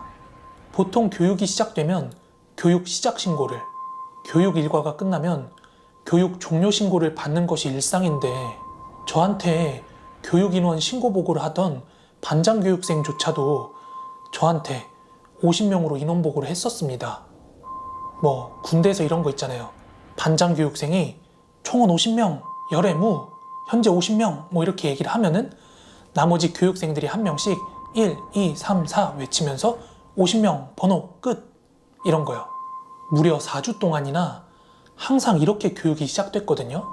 교육 인원 보고할 때도 분명히 50번까지 복창하는 걸 들었는데 말이죠. 그렇게 수료식 하루 전 마지막 교육날이 되었는데요. 마지막 교육 인원 보고를 받았는데 49번 교육생이 49번 번호 끝 이렇게 외치고 끝나는 거예요. 50번은 어딨나? 이랬더니 저희 열에 한 명도 없습니다. 야 임마, 이번 기수 50명 아니었어? 너 맨날 총원 보고 50명이라고 했잖아. 그리고 최모 교육생 어딨어? 빨리 일어나봐. 조교님, 최모 교육생이라는 교육생은 저희 기수에 들어서 본 적이 없습니다. 하지만 이렇게 말하면서도 반장 교육생이 벙쪘던 게 자기가 항상 총원 50명이라고 보고했던 걸 기억하고 있는 거예요. 저는 어차피 이 기수의 마지막 수업이라 가르칠 건 다 가르쳤기 때문에 교육생들에게 자유시간을 내주고 조교로 착출된 제 후임 김모 교육생을 따로 불러서 담배를 한 가지 주고 같이 피면서 물어봤어요. 야, 너랑 같이 뽑혔던 최모 교육생 기억하냐? 조교님께서 후보가 2명이라고 하셔서 그 후보가 누군지 애들한테 물어봤는데 저는 못 찾았어요. 이상하다 싶어서 제가 이 기수 입교하고 첫 수업날 교육생들 대상으로 1대1 면담했을 때 그때 봤던 신상명세서를 다시 찾아봤어요. 그런데 정말 희한하게도 최모 교육생에 대한 신상명세서가 있는 겁니다. 하지만 그 신상명세서에 적혀진 군번을 보고 조금 이상함을 느꼈습니다. 보통 그 기수 교육생들의 군번은 07군번으로 시작하는데요. 최모 교육생의 군번만 04군번으로 시작하는 겁니다. 그래서 그 신상명세서를 가지고 교육생 막사 훈육관을 담당하던 김하사에게 보여주면서 물어봤어요. 김하사님, 이번 총기수리 교육 기수에 이런 사람 있었습니까? 왜? 뭐 이상한 거 있나? 이 기수 50명 맞습니까? 잠깐 어디 보자. 그리고 김하사는 그 기수 교육생들이 생활하는 내무실에 들어갔다 나왔는데요. 어이 이상병, 너 최모 이 사람 명세서 내가 준 거 맞아? 그리고 인원 보고할 때 정말 50명 복창 다 했다고? 그럼 신상명세서를 제가 누구한테 받겠습니까? 조교 착출 후보로도 뽑은 사람입니다. 야, 너 상병이야. 인원 파악 제대로 안 하냐? 그게 무슨 말씀이십니까? 반장 교육생도 분명 50명으로 보고를 했습니다. 이따가 저녁 먹고 얘기 좀 하자. 할 얘기가 있다. 그렇게 김하사랑 저는 저녁을 먹고 연병장 스탠드에서 김하사가 해주는 얘기를 들었습니다.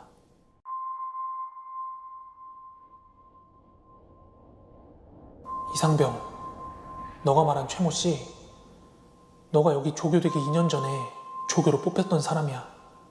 그 당시에도 내가 훈육관 하고 있어서 기억하는데 너처럼 조교로 착출되면 대부분 기뻐서 좋아라 하거든? 근데 그 최모 씨 있지? 분노에 쌓인 얼굴로 아무랑도 말을 안 하더라고. 동기교육생들도 무서워서 말을 안 걸더라.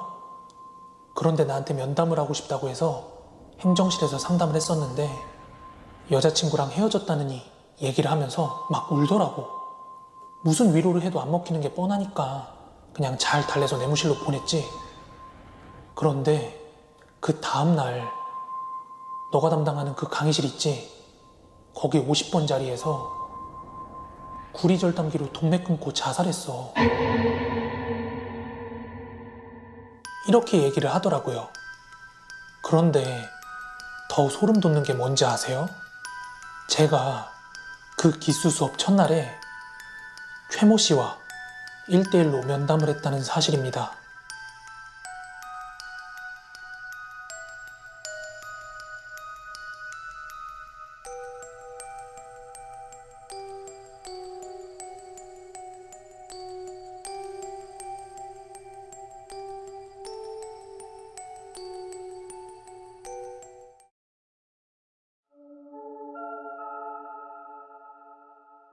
저는 해병대 출신이고요. 일병 때까지는 강화도에서 생활을 했습니다. 상병 2호봉부터는 자원을 해서 1사단으로 훈련 겸 전출을 갔습니다. 강화도에서 근무했을 때는 잠시였긴 했지만 군수병도 했었거든요.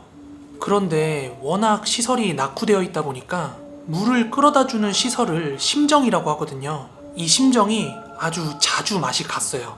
그렇기 때문에 낮이건 밤이건 새벽이건 어디서 물 안 나온다 그러면은 제가 직접 가서 손을 봐야만 했어요.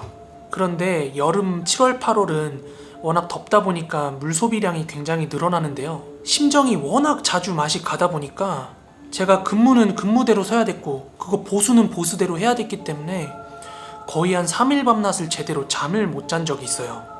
그러던 하루는 제가 해병대에서 생일을 맞이했어요. 생일이다 보니까 선임들이 생일 축하도 되게 많이 해줬고 그 와중에 생일빵도 엄청 때려요. 그렇게 막 생일빵도 맞고 정신없이 하루를 보내다 보니까 유달리 그날은 피로가 굉장히 많이 누적이 되었어요. 그런데 하필이면 그날 새벽 1시경에 또 물이 안 나온다고 하는 말에 심정도 살펴보고 후문 끝에 있는 물탱크도 살펴보고 왔어요. 물탱크가 부대 내 산속에 위치하고 있었거든요. 그리고 심정이랑 물탱크를 같이 체크를 해야 되는데 그거 한번 왔다 갔다 하는데 거리가 1km 정도 돼요. 그런데 심정과 물탱크를 거의 한 3번을 왔다 갔다 했거든요. 새벽 늦게 굉장히 힘들더라고요. 그렇게 정비를 마치고 물이 나오는 걸 확인하고 지통실에 보고를 하고 돌아가는 길이었습니다. 그런데 마치 누군가가 저를 쳐다보는 기분이 들어오는 거예요. 그래서 폐유통을 모아놓는 가로등이 있는 곳을 무심코 바라봤거든요. 그런데 거기에는 하얀 원피스를 입은 여자가 굉장히 화가 난 표정으로 저를 노려보고 있더라고요. 그런데 그 늦은 시간에 그 장소에 민간인이건 뭐건 여자가 있을 수 있는 장소가 아니었거든요. 그러니까 너무 섬찟해가지고 막 눈을 비비고 다시 한번 그쪽을 봤는데 그 여자가 감쪽같이 사라졌더라고요. 그래서 저는 제가 그날 유독 피곤했기 때문에 헛것을 봤나 하고 생각을 하고 있을 찰나에 너는 아주 멀쩡하구나. 너무 놀라서 소리가 난 방향을 이렇게 쳐다봤는데 아무것도 없는 거예요. 너무 소름이 돋으니까 제가 달리 할 수 있는 건 없고 걸음에 속도를 붙여가지고 돌아가고 있었거든요. 그렇지만 그 뒤로 저한테 딱히 특별한 일이 발생하지 않았기 때문에 혼자 소름 끼치고 그냥 그 일을 묻었어요. 게다가 제가 주변 선임들한테도 이 이야기를 하지 않았는데요.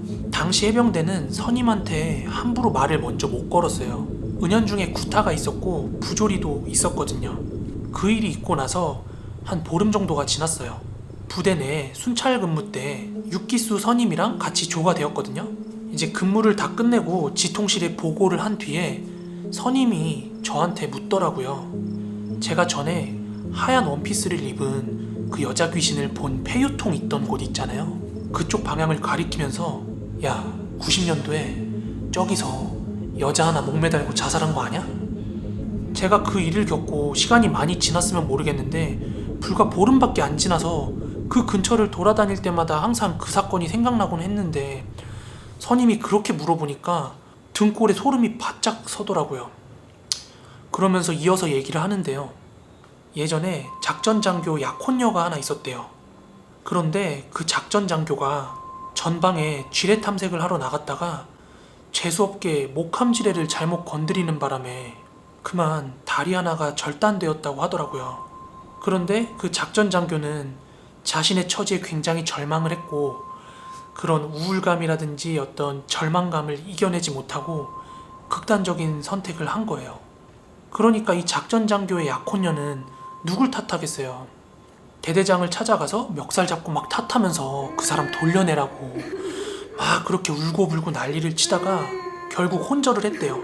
하지만 이 대대장도 마음속에 미안함이 컸는지 그 혼절한 약혼녀를 BOQ에서 재우라고 했답니다. BOQ가 장교들 숙소 말하는 거거든요.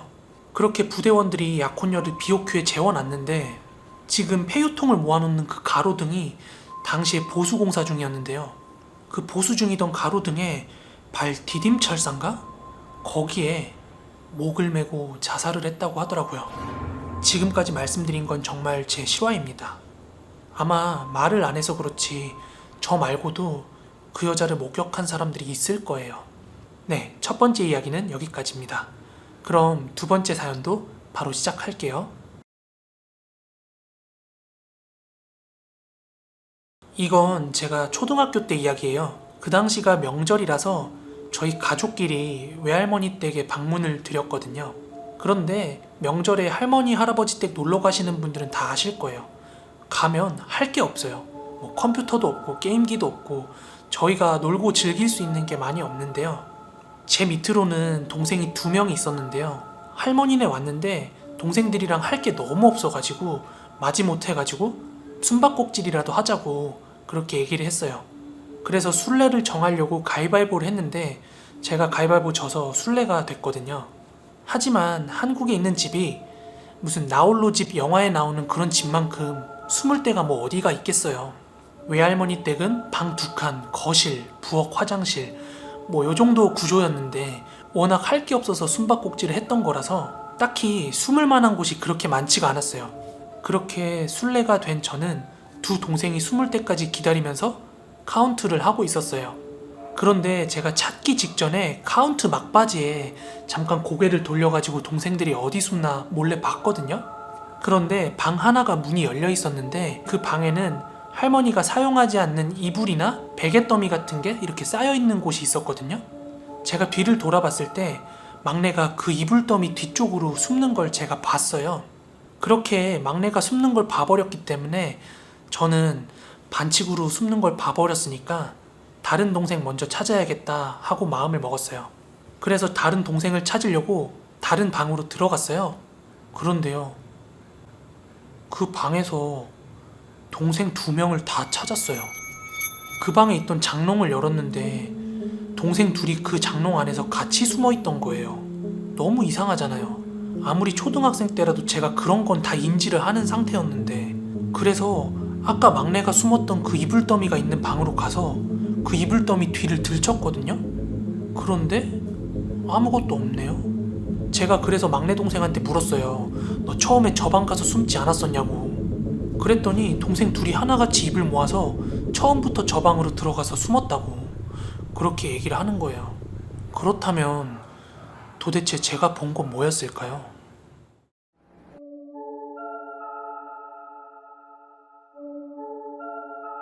이 이야기는 제가 군 생활 중에 들은 이야기예요. 보충대 훈련병 생활을 한 지 약 3주 정도가 지날 무렵이었어요.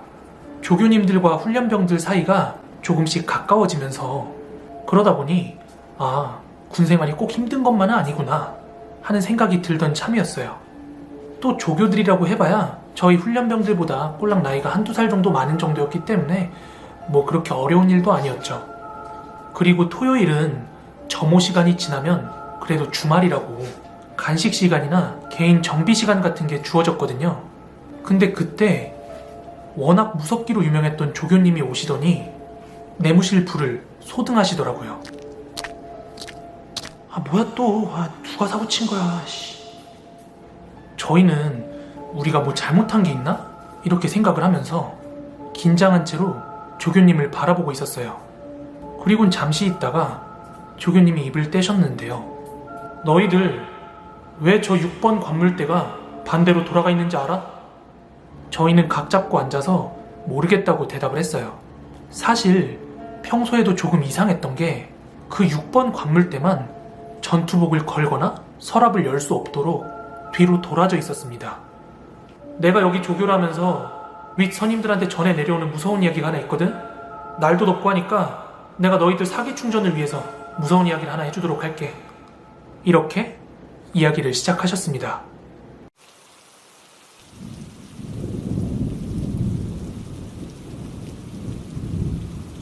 저희가 있던 보충대 내무실 건물은 신식으로 인테리어를 해서 굉장히 깨끗한 편이었어요. 하지만 이 건물 뼈대 자체는 옛날 구식 건물 뼈대 그대로라고 하더라고요. 아무튼 저 6번 관물대를 사용하던 훈련병이 굉장히 사회성이 떨어지고 어리버리한 녀석이라서 훈련병들과 조교들 사이에서도 특히나 손이 더 많이 가는 친구였다고 해요. 흔히 고문관이라고 하죠. 하루는 수류탄 훈련이 예정돼 있던 날이었어요. 수류탄 훈련장에서 수류탄의 안전핀을 뽑고 멀리 포물선으로 그 수류탄을 던져야 되는데 이 고문관 훈련병은 수류탄을 멀리 던지지 못하고 자기가 서 있던 자리 바로 아래에 있는 그 절벽으로 수류탄을 떨어뜨려 버린 거예요.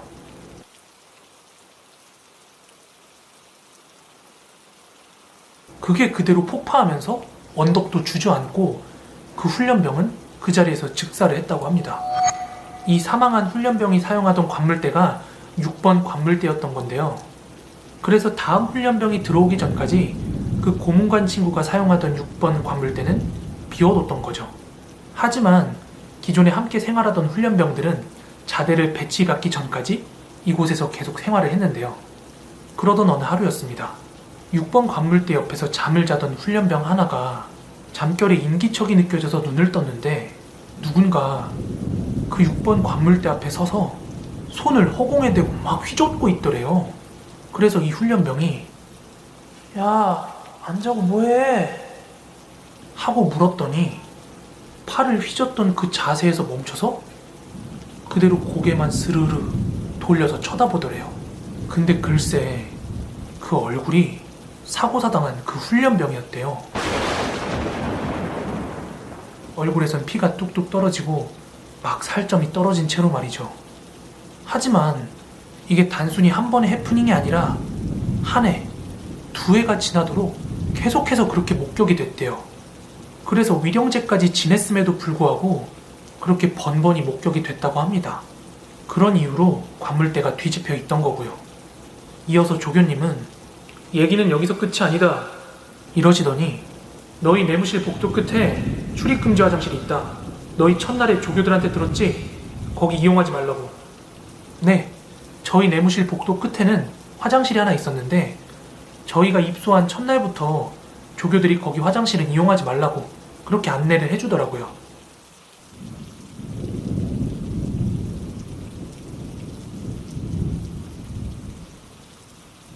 어느 날 한 훈련병이 야간에 소변이 마려워서 불침번 근무자랑 함께 저 화장실을 갔는데 소변을 보고 나서 손을 닦고 있는데 훈련병 하나가 대변기 칸에서 나와서는 손을 닦고 있는 훈련병 뒤쪽으로 느릿느릿 지나가더랍니다.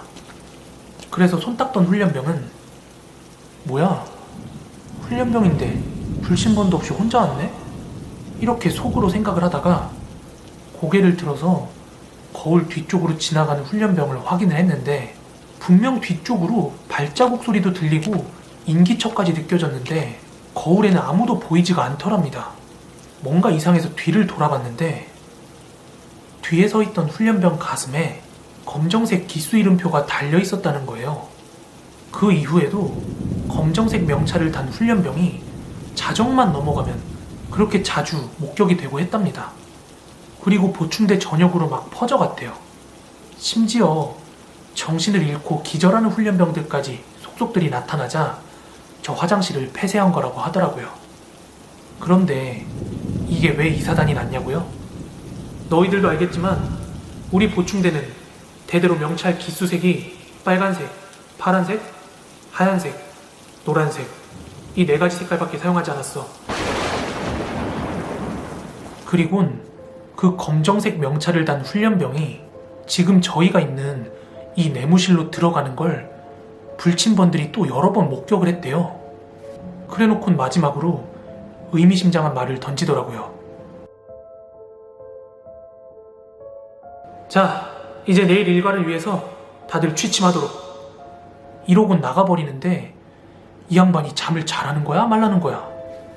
하여간 이 얘기를 듣고 며칠간은 그 관물대로 계속 시선이 가더라고요. 왜냐면 그 6번 관물대 바로 옆이 제 침상이었거든요. 요즘도 가끔 밤에 그 생각을 하면 오싹오싹하네요.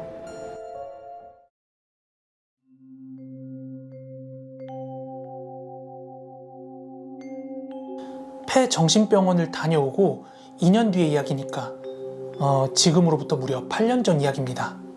저와 친구들은 2년 전 그 폐정신병원에서 정말 끔찍한 경험을 했지만 시간이란 게 뭔지 그 공포도 서서히 잊혀져만 갔습니다. 그래서 저랑 친구들은 다시 한번 인터넷을 통해서 흉가에 대한 정보를 막 이리저리 뒤지다가 결국에는 그해 여름에 다시 한번 흉가 체험을 하게 됩니다. 저를 포함한 5명의 친구가 흉가 체험을 함께 떠났는데요. 당시 친구의 주도하에 갔기 때문에 정확하게 장소는 기억이 안 나는데 한 시골 마을에 버려진 폐의 흉가였습니다. 저희는 꽤 오랫동안 운전을 해서 그 흉가가 있다는 지역에 도착을 했어요. 그 흉가는 한 시골 마을에서 약 1km 정도 떨어진 곳에 논밭 한가운데 위치하고 있었어요.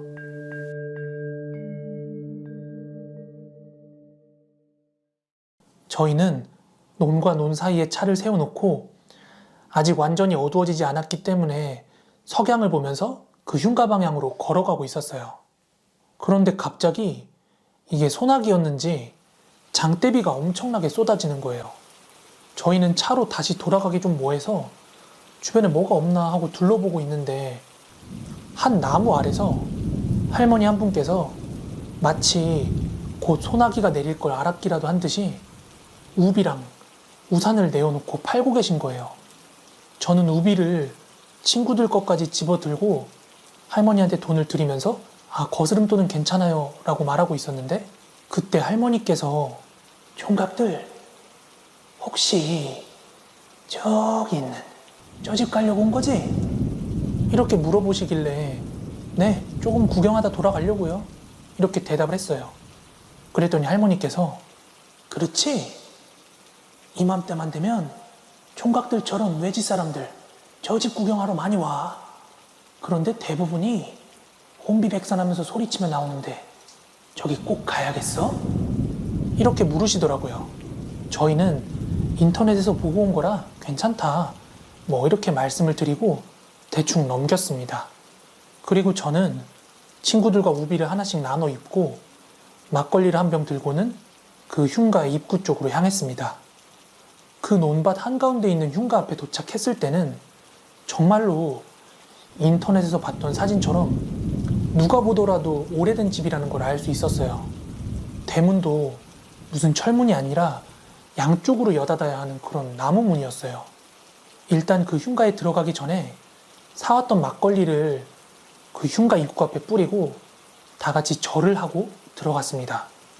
대문을 열고 들어갔을 땐 바로 흙마당이 나왔고 그 정면으로는 큰 마루가 하나 있었어요.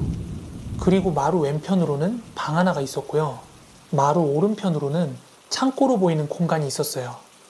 또 하나 특이했던 건 마당의 오른편에 우물이 하나 있었거든요. 이 우물은 거의 한 요 정도? 굉장히 두꺼운 나무 판자 같은 걸로 덮여 있었는데요. 그리고 그 위로는 굉장히 커다랗고 무거워 보이는 바위가 하나 얹어져 있었어요. 당시 저희가 그 흉가에 대해서 알아볼 때 이미 다녀오신 분들이 이 흉가를 방문하면 뭔가 통과 의례처럼 하는 놀이 같은 게 있었어요. 여러분들께서도 익히 알고 계실 수도 있는데 바로 모서리 놀이라는 거예요. 그게 뭐냐면 4사람이서 사각형인 마루에 내 귀퉁이에 한 명씩 서는 거예요. 그리고 한 명씩 다음 모퉁이에 있는 사람들을 터치를 하면서 이동을 하는 거예요. 그러면 마지막 터치를 당한 사람이 다음 코너로 갔을 땐 거기엔 아무도 없잖아요. 그러니까 그 다음 코너로 출발할 사람도 없는 거고요. 하지만 이때 누구도 출발한 사람이 없었음에도 불구하고 뒤에서 차가운 손길이 느껴졌다 하는 그런 경험담이 막 그 흉가 카페에 올라오곤 했거든요. 저희는 5명이었기 때문에 4사람만 필요했어요. 그래서 누가 이 게임을 할지 가위바위보로 정하게 됐는데요. 저는 가위바위보에서 이기게 돼서 이 게임에선 빠지게 됐습니다. 그래서 저는 그 마루 정중앙에 앉아서 친구들이 게임을 진행하는 걸 지켜보게 되었습니다. 그렇게 첫 번째 친구가 두 번째 코너로 천천히 이동을 하면서 게임이 시작됐고요. 다음 친구들은 이어서 릴레이로 이동을 하기 시작했고요. 마침내 마지막 친구가 첫 번째 코너로 도달하던 그때였습니다. 스타트를 끊었던 친구가 막 입술을 파르르 떨면서 중앙에 앉아있던 저를 내려다보면서 인보야, 나 지금 혹시나 해서 물어보는데 혹시 내 뒤에 뭐 있냐? 저는 마루 정중앙에 앉아서 각각 이동하는 친구들을 관찰하고 있었는데 그 누구도 장난으로 칠 수 있는 상황이 아니었거든요. 다른 친구들 역시 그런 상황임을 다 알고 있었기 때문에 첫 번째 친구가 저한테 그렇게 묻는 걸 보고 야, 저 새끼 연기하는 것 좀 봐라? 구라깔래 진짜? 다들 이런 반응이었는데 그 첫 번째 친구가 너무 억울해하면서 막 파르르 떨길래 저희는 네가 그거 느꼈어도 기분 탓이었을 거라고 그렇게 달래면서 잠깐 흉가의 마당으로 나왔습니다. 그리고 그때부터 저희는 각자 흉가 이곳저곳을 막 둘러보기 시작했어요. 당시 저는 창고 주변을 둘러보고 있었는데요. 그때 마침 친구 2명이서 제 뒤쪽으로 있던 그 우물 안쪽이 궁금하다면서 판때기 위로 올려진 그 바위를 막 내리려고 낑낑대더라고요. 그걸 지켜보던 저는 야, 다치겠다. 그냥 하지 마. 니들이 무슨 수로 그걸 옮겨? 도대체 어떻게 올렸는지 상상이 안 될 정도로 커다랗고 무거워 보이니까 제가 그런 얘기를 한 건데 얘네들이 오기가 발동했는지 갑자기 어디서 굵은 짝대기 같은 걸 구해와가지고는 다 같이 힘으로 그 돌을 치워버리더라고요. 그 돌이 떨어질 때 땅이 엄청 크게 울렸어요. 그리고 나서 친구들은 나무 판자를 치우고 랜턴으로 우물 안을 막 들여다봤는데 아무것도 없더라고요. 그리고 나서 그 흉가를 대충 둘러볼 만큼 다 둘러본 것 같아서 이제 그만 나가자고 그렇게 얘기를 하고 있는데 아까 겁먹어 있던 친구 있죠? 얘가 창고 문 앞에서 막 궁시렁궁시렁 대는 거예요. 왜 그러냐고 물어봤는데 창고 문이 안 열린대요. 근데 아까 말씀드린 대로 제가 제일 처음 둘러본 게 창고였고 그때도 문이 아주 잘 열렸어요. 그리고 안에도 특별한 게 없었고요. 뭔 소리야? 아까 잘만 열리던데. 비켜봐. 그렇게 제가 창고 문 손잡이를 잡고 당겼는데 너무나도 잘 열리는 거예요. 하지만 그 순간 저희 모두는 혼비백산하며 그 흉가를 달아날 수밖에 없었습니다. 창고 안에는 도대체 몇 마리인지 헤아릴 수 없을 정도의 고양이 사체가 막 널브러져 있었습니다. 게다가 아까는 맡을 수 없었던 고약한 썩은 내가 확 풍겨 나오더라고요. 너무 놀란 제가 소리를 지르면서 막 뛰기 시작하니까 이내 친구들도 그 안쪽을 확인했는지 따라서 혼비백산이 돼가지고는 막 뛰는 거예요. 저희는 차를 세워놨던 곳까지 정신없이 뛰어왔습니다. 친구 한 명은 그 와중에 넘어져서 무릎이 다 까져서 피까지 나고 있었고 신발도 한 짝 어디 간지 없더라고요. 그렇다고 저희가 지금 그 신발을 주우러 갈 담력도 안 되고 운전을 해서 집에 돌아가자니 재수없게 뭔가 사고가 날 것 같은 그런 불길한 기운이 감도는 거예요. 그래서 차 안에서 좀 진정을 하고 내일 아침 해가 뜨면 출발하자고 하고 다 같이 차에서 눈을 좀 붙였습니다. 그렇게 다음 날이 돼서 해가 떴고 아침 8시경에 제가 가장 먼저 일어나서 친구들을 다 깨웠습니다. 그리고 나서 신발이 없는 친구 하나만 차에 두고 나머지 4명은 그 신발을 찾으러 다시 흉가로 향했습니다. 저희는 흉가 입구 바로 앞에서 친구의 신발을 발견하고 챙겼어요.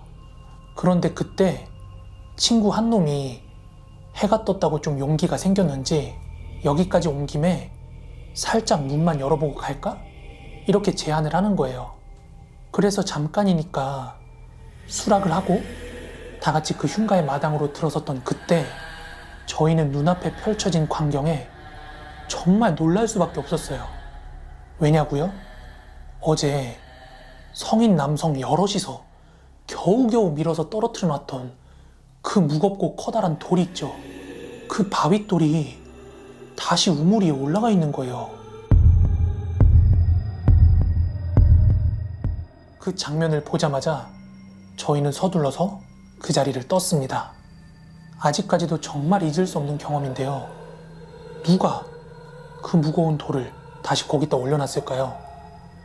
그리고 그 전날 밤에 봤던 그 고양이 사체들은 뭐였고요? 그리고 아마도 그 모서리 게임 중에 제 친구가 느꼈던 건 연기가 아니라 진짜였지 싶네요.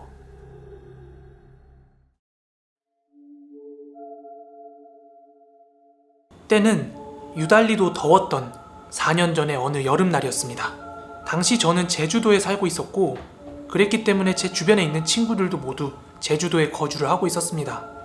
저와 제 친구들은 며칠 동안 이어진 무더운 폭염에 한 친구네 집에서 죽치고 드러누워 있는 게 저희의 일상이었습니다. 이 친구는 전기세 생각 안 하고 에어컨을 펑펑 틀어놓고 생활을 했기 때문인데요.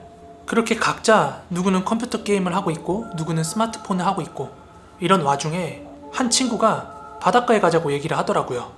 저희는 며칠째 친구네 집에서 방콕을 하면서 영화를 보고 게임을 하는데 질려가지고 그렇게 하자고 흔쾌히 수락을 했습니다. 여러분들 아시다시피 제주도는 사방이 바다로 둘러싸여 있어요. 그래서 저와 제 친구들은 대충 옷을 걸쳐 입고 버스를 타고 제주도에 있는 함덕해수욕장이라는 곳으로 놀러를 갑니다. 저희는 주변에 있는 편의점에 들려서 소주랑 맥주 그리고 과자거리를 좀 사가지고 술 마실 장소를 찾아다니고 있었어요.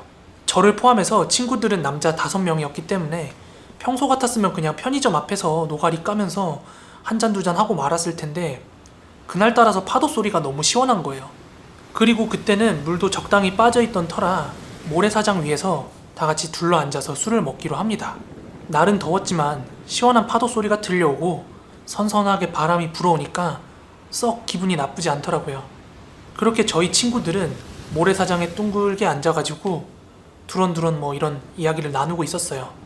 그렇게 모래사장 위에 5명이 둥글게 앉으니까 저랑 제 옆에 있던 친구 동훈이는 바다 쪽을 정면으로 바라보고 있었고요. 나머지 친구 3명은 바다를 등지고 앉는 형세였죠. 저희는 여자 얘기도 하고 미래에 대한 얘기도 하고 그렇게 즐겁게 이야기를 나누고 있었어요. 그렇게 한참 동안 얘기를 나누고 있는데 제 옆에 있던 친구 동훈이가 바다 쪽을 보면서 뭔가 인상을 찌푸리면서 자세히 보려고 하는 듯한 눈빛 있죠. 막 이렇게 집중해서 뭘 봐요, 찌푸리면서. 그래서 저는 야, 너 뭐해? 왜 그러냐고 동훈이한테 물었어요. 그랬더니 동훈이가 바닷가 쪽을 손으로 가리키더니 저쪽에 뭐가 있는 것 같다고 그러는 거예요. 그래서 동훈이가 손가락으로 가리킨 방향을 저도 한번 자세히 봤어요. 그런데 어느 정도 거리는 있었지만 정말 분명하게 그 형체를 저도 봤거든요. 뭔가 새하얀 사람의 얼굴처럼 생긴 형태였는데요. 앞면에 윤곽들이 구분이 안 될 정도로 퉁퉁 불어있더라고요. 그런데 머리카락이 길었던 걸로 봐선 여성으로 추측이 되는데 이 얼굴의 형태가 물 위로 얼굴만 나왔다가 들어갔다를 계속 반복을 하고 있는 거예요. 저희가 술을 마시고 있긴 했지만 얼마 마시지 않은 상황이라서 전혀 취기가 올라와 있는 상태는 아니었거든요. 그래서 저는 멀쩡한 제 두 눈으로 그걸 똑똑히 목격하고 난 뒤에 정말 놀라서 비명이 목 끝까지 차올랐어요. 하지만 그런 느낌 있죠. 여기서 제가 비명을 지르면 그 형태가 뭔가 날 바라볼 것 같은 그런 느낌. 그래서 저는 바다를 등지고 있는 나머지 친구 3명한테 얘기를 했어요. 야야, 니들 뒤쪽으로 이상한 거 있어. 한번 봐봐. 이렇게 굉장히 조심스럽고 조용히 얘기를 했는데요. 나머지 친구들이 동시에 뒤를 돌아서 바다 쪽을 봤는데 보이긴 뭐가 보이냐고 그러는 거예요. 되려 저희 보고 시시한 장난을 친다고 역장난을 치더라고요. 니네 어깨에 있는 거 뭐냐 뭐 이런 식으로요. 그때서야 저는 직감적으로 느낄 수가 있었는데 저거는 뭐 시신 같은 것도 아니고 귀신이다 이런 확신이 들더라고요. 하지만 친구들이 있긴 뭐가 있냐고 그렇게 얘기한 뒤로 저희도 다시 바닷가를 봤는데 아무것도 보이지가 않는 거예요.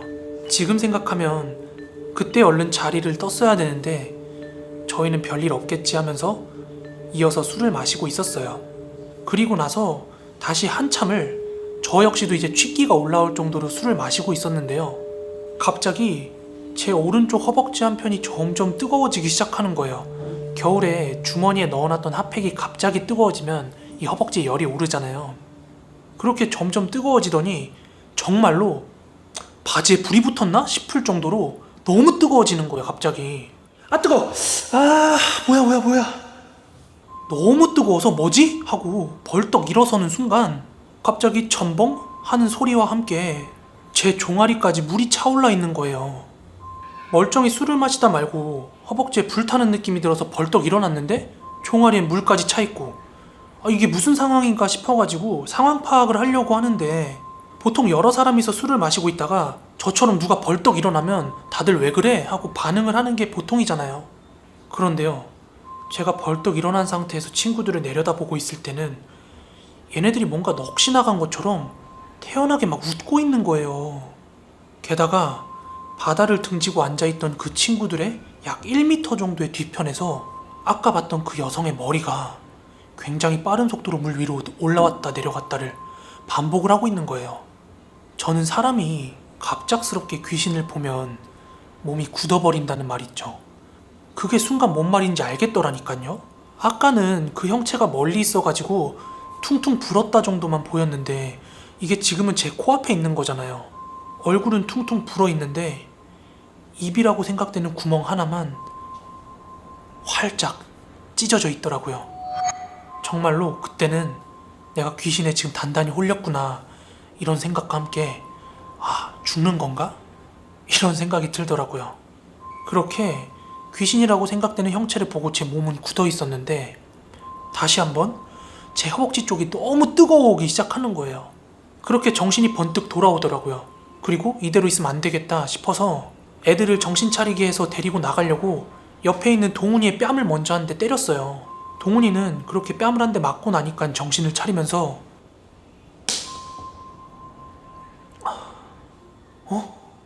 야 이거 어떻게 된 거야? 야 이거 뭐야? 뭔가 이러면서 꿈에서 깬 것 같은 반응을 보이는 거예요. 그런데 상황이 너무 긴박했기 때문에 설명하고 자실 것도 없이 우리 뭐 된 것 같다고 애들 빨리 깨워서 데리고 나가야 된다고 하면서 동훈이랑 애들을 차례차례 이제 때려가지고 깨웠어요. 그렇게 남은 친구들을 억지로 일으켜 세운 다음에 육지 쪽으로 막 달렸어요.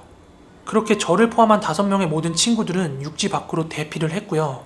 제가 다시 한번 바다 쪽으로 고개를 돌렸을 때는 정말로 귀신을 한 번도 본 적 없는 사람이라면 감히 상상도 할 수 없을 정도의 끔찍한 얼굴로 그 여자 귀신이 입이 잔뜩 찢어진 채 미친 듯이 웃고 있더라고요.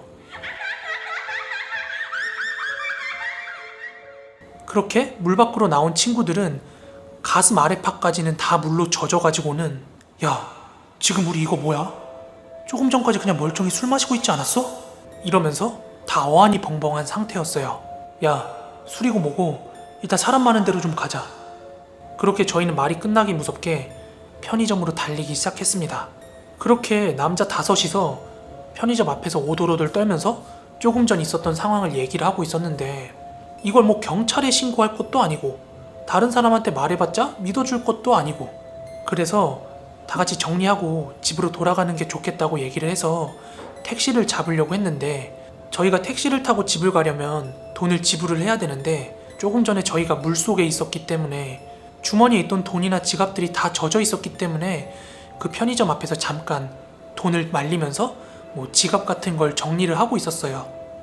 그렇게 저도 젖어 있는 지갑이랑 그 안에 있는 돈, 카드, 소지품 등을 꺼내서 정리를 하고 있는데 예전에 할머니께서 지어주신 부적이 하나 있었거든요. 제가 지갑 속에 꽁꽁 넣어갖고 다니던 부적이요. 이 부적이 보이질 않는 거예요. 그런데 이 부적은 지갑 구석지에 꽁꽁 숨겨놨던 거라 물에 젖으면 젖었지 빠져가지고 흘러갈 리는 없었거든요. 그런데 그때서야 문득 생각이 나더라고요. 제 허벅지에 불타는 듯한 느낌이 들면서 정신이 바짝 돌아왔던 게 이 부적 때문은 아니었을까 하는 생각이요. 저는 개인적으로 그렇게 믿고 있습니다.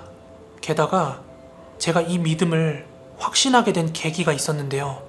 그날 친구들이랑 각자 집으로 돌아간 뒤에 저는 젖은 옷을 벗어야 되니까 세탁동 앞에 가서 제 옷을 다 벗었어요. 그런데 제 허벅지 쪽에 제가 접어놨던 부적 사이즈보다 약간 작은 정도로 빨갛게 피멍이 하나 들어있더라고요. 그래서 그런지 그 부적이 절 살렸다는 생각을 지금까지도 지울 수가 없습니다. 아무튼 이 사건 뒤로 저와 제 친구들은 여름 휴가철에 아주 사람이 많을 때가 아니면 굳이 저희끼리 조용한 밤바다를 가는 일은 단 한 번도 없었습니다. 이상 저의 이야기를 마치도록 하겠습니다.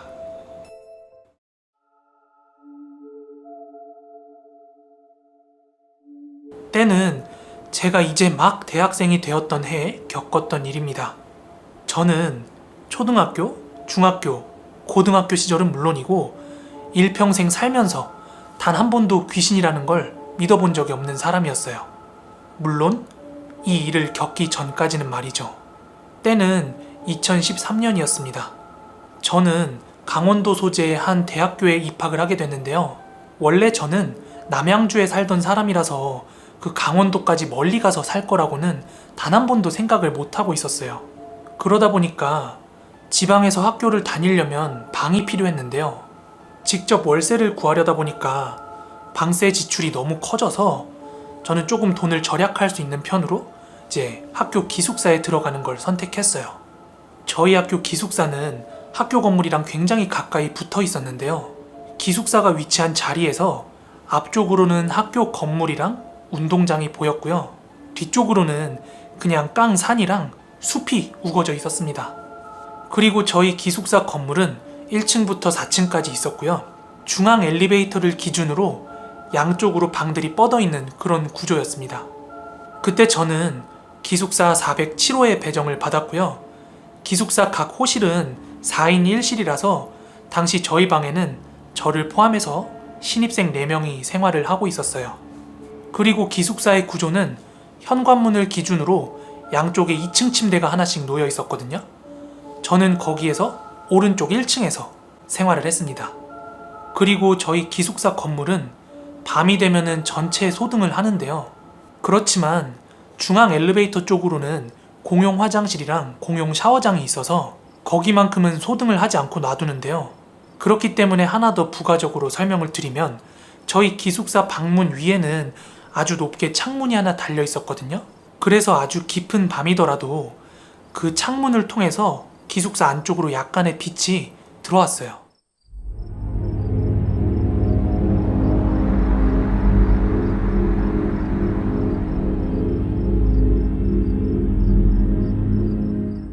아무튼 저는 고향에서 멀리 떨어져 와서 연고도 없는 곳에서 첫 생활을 하는 거라서 힘들진 않을까? 외롭진 않을까? 이런 걱정을 했는데요. 다행히도 기숙사 같은 방 친구들이랑도 너무 잘 어울렸고 학교 동기며 학교 생활들도 너무나 즐거웠습니다. 그렇게 즐거운 대학 생활을 보내고 있던 중 사건은 어느 초여름에 터지게 됩니다. 저랑 같은 방을 쓰고 있는 친구 3명 중 한 놈이 고향이 주문진인 녀석이 있었거든요. 그 녀석 자리는 저랑 맞은편 2층 침대 자리였어요. 같은 방 친구들 중에서도 유독 그 친구랑 친해서 밤늦게까지 수다를 떨다가 잠자리에 들게 되었습니다. 그렇게 잠을 자다가 한 새벽 3시쯤이었던 것 같아요. 잠결에 저희 기숙사 문 밖, 그러니까 기숙사 복도죠. 그 복도 밖에서 방울 소리 같은 게 들려오는 거예요. 그 방울 소리는 딸랑딸랑하는 그런 귀여운 방울 소리가 아니라 흡사, 그 무당들이 굿할 때 흔드는 방울 있잖아요. 그런 소리 같았어요.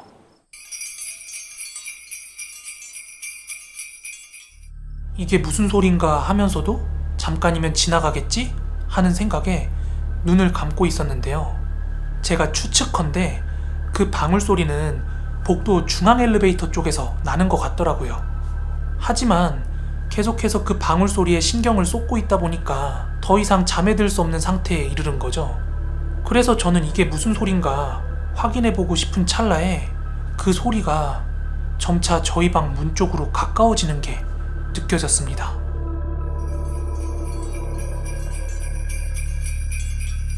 그렇게 완전히 잠에서 깨버린 저는 무의식적으로 기숙사 방을 한번 훑었어요. 그런데 건너편 침대 2층에 있다는 그 주문진 친구 있죠. 얘도 밖에서 나는 그 소리를 의식하고 잠에서 깼나봐요. 그 친구랑 저는 말없이 서로 두 눈을 마주치고 있었습니다. 그렇게 그 친구랑 눈을 마주친 상태에서 숨을 죽이고 그 소리에 집중하고 있었는데 어느덧 그 소리가 저희 방 문 앞으로 성큼 다가온 거예요. 게다가 더 소름 돋는 사실이 뭐냐면 현관문 위에 창문을 통해서 기숙사 쪽으로 빛이 들어온다고 했잖아요. 그런데 서서히 그 빛에 그림자가 지더라고요. 그와 동시에 제 시선은 홀린 듯이 그 창문 쪽을 향했는데요. 다름 아니라 사람의 실루엣인 거예요. 하지만 말이 안 되는 게 어떻게 사람의 실루엣이 저 창문에 비칠 수가 있지? 싶은 거예요. 왜냐하면 웬만한 성인이 팔을 뻗어도 닿지 않는 높이에 있었거든요, 그 창문이. 그런데 그 유리창에 사람의 얼굴이 비쳤다? 그거는 최홍만이 와도 안 돼요. 그 2층 침대에 있던 주문진 친구는 놀래서 1층에 있던 저한테 상현아, 빨리 문 좀 잠궈봐, 얼른! 아래쪽에 있던 저는 반사적으로 뛰쳐가서 현관문을 잠그고 다시 침대로 돌아왔어요. 그런데 그제서야 문을 열려고 막 철컥철컥거리고 문을 막 두드리는 거예요. 그 소리를 들음과 동시에 기절인지 꿈인지 모를 그것에서 깨어나게 되었습니다.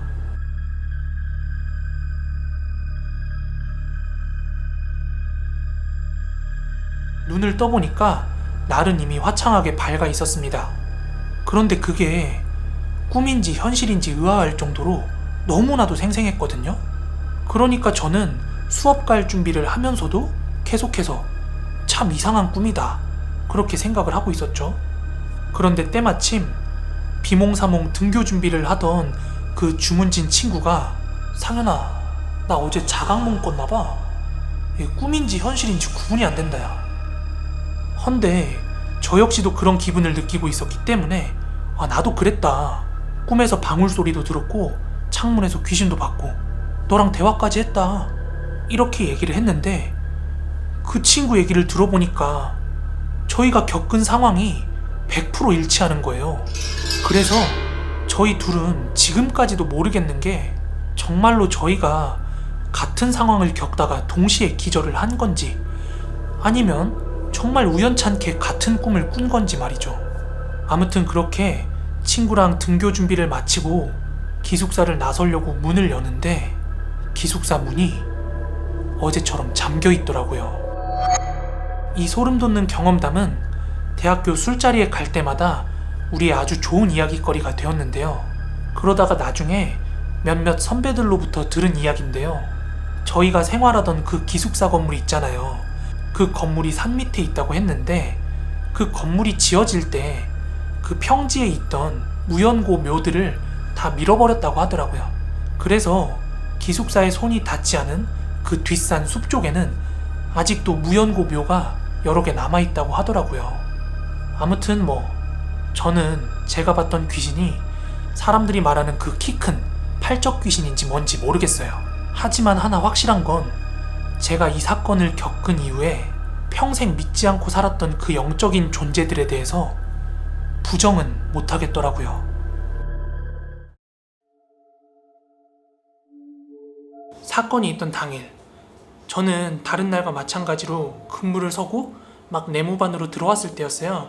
근무를 마치고 내무반에 들어왔을 때는 새벽 3시쯤 넘어가고 있더라고요.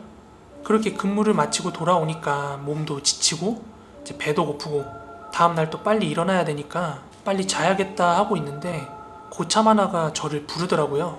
그렇게 절 부르더니 야, 가서 빨리 뜨거운 물 부어와. 그렇게 저한테 라면 2봉지를 주면서 뜨거운 물을 부어오라고 하더라고요. 군대 안 간 사람들도 다 아는 군대 최고의 야식이 뽀글이 아니겠습니까?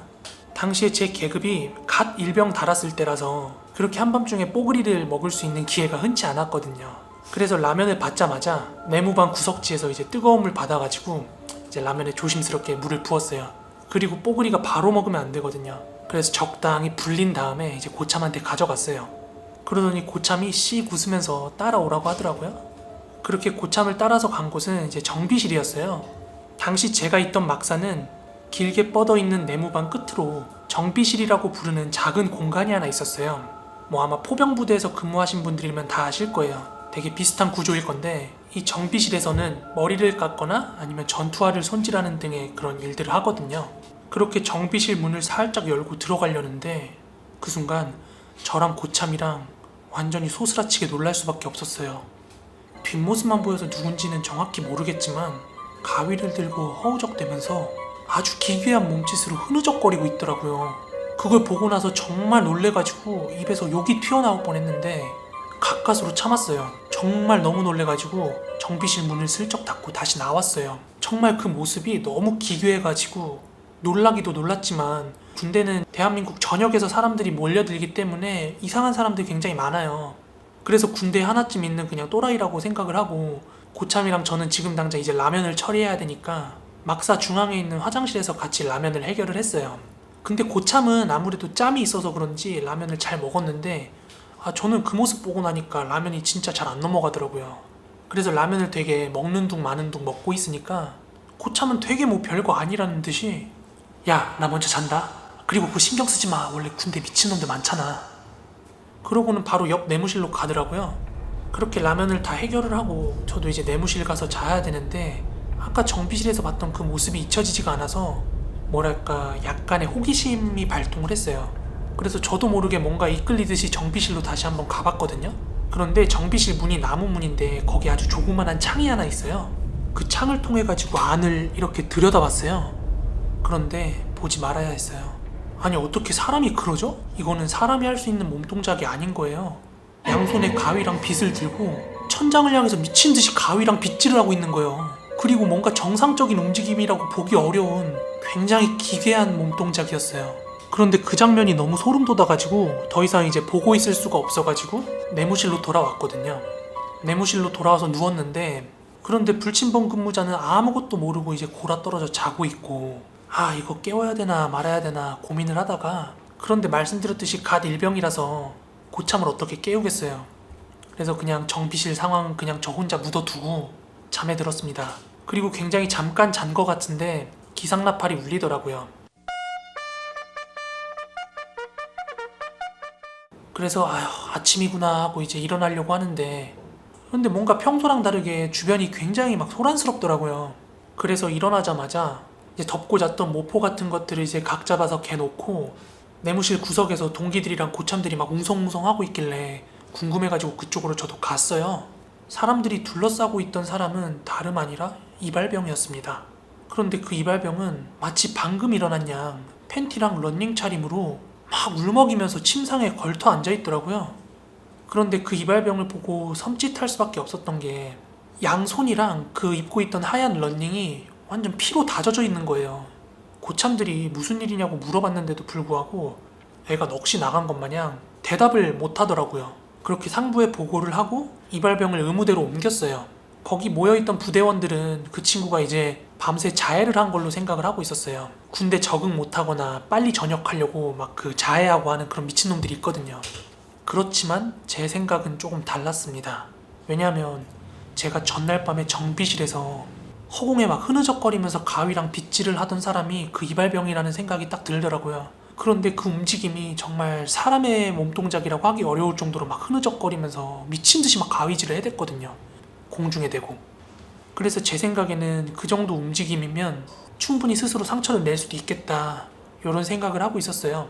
그런데 군대에서 뭐 이것저것 말해봤자 좋은 영향 돌아올 거 없기 때문에 그냥 함구하고 있었습니다. 그렇지만 이제 다른 사람들은 몰라도 저는 전날 밤에 그 정비실에서 상황을 봤잖아요. 그래서 왜 이발병이 정비실에서 그 밤중에 그러고 있었는지 궁금했던 거예요.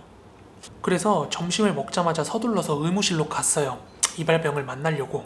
그렇게 이발병을 찾아갔는데 애가 아직도 정신을 잘 못 차리고 있는 것 같아서 제가 굉장히 조심스럽게 물었어요. 혹시 내가 무슨 일인지 좀 물어봐도 될까? 나 사실 어제 정비실에서 너 봤어. 나한텐 괜찮으니까 솔직히 말해봐. 내가 죽였어. 어? 그게 무슨 소리야? 누굴 죽여? 이렇게 물었더니 이어서 대답을 하더라고요. 너무 귀찮아서 죽였어. 내가 살려면 어쩔 수가 없었어. 뭔가 말끝을 흐리면서 그렇게 대답을 하더라고요.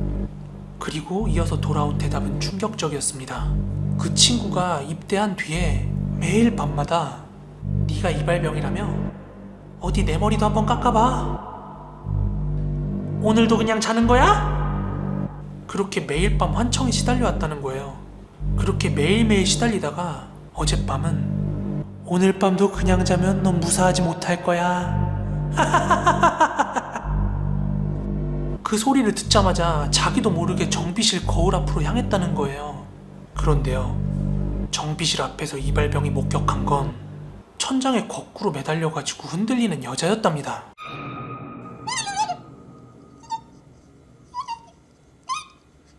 그리고 나서 그 여자가 말하길, 올 줄 알았어?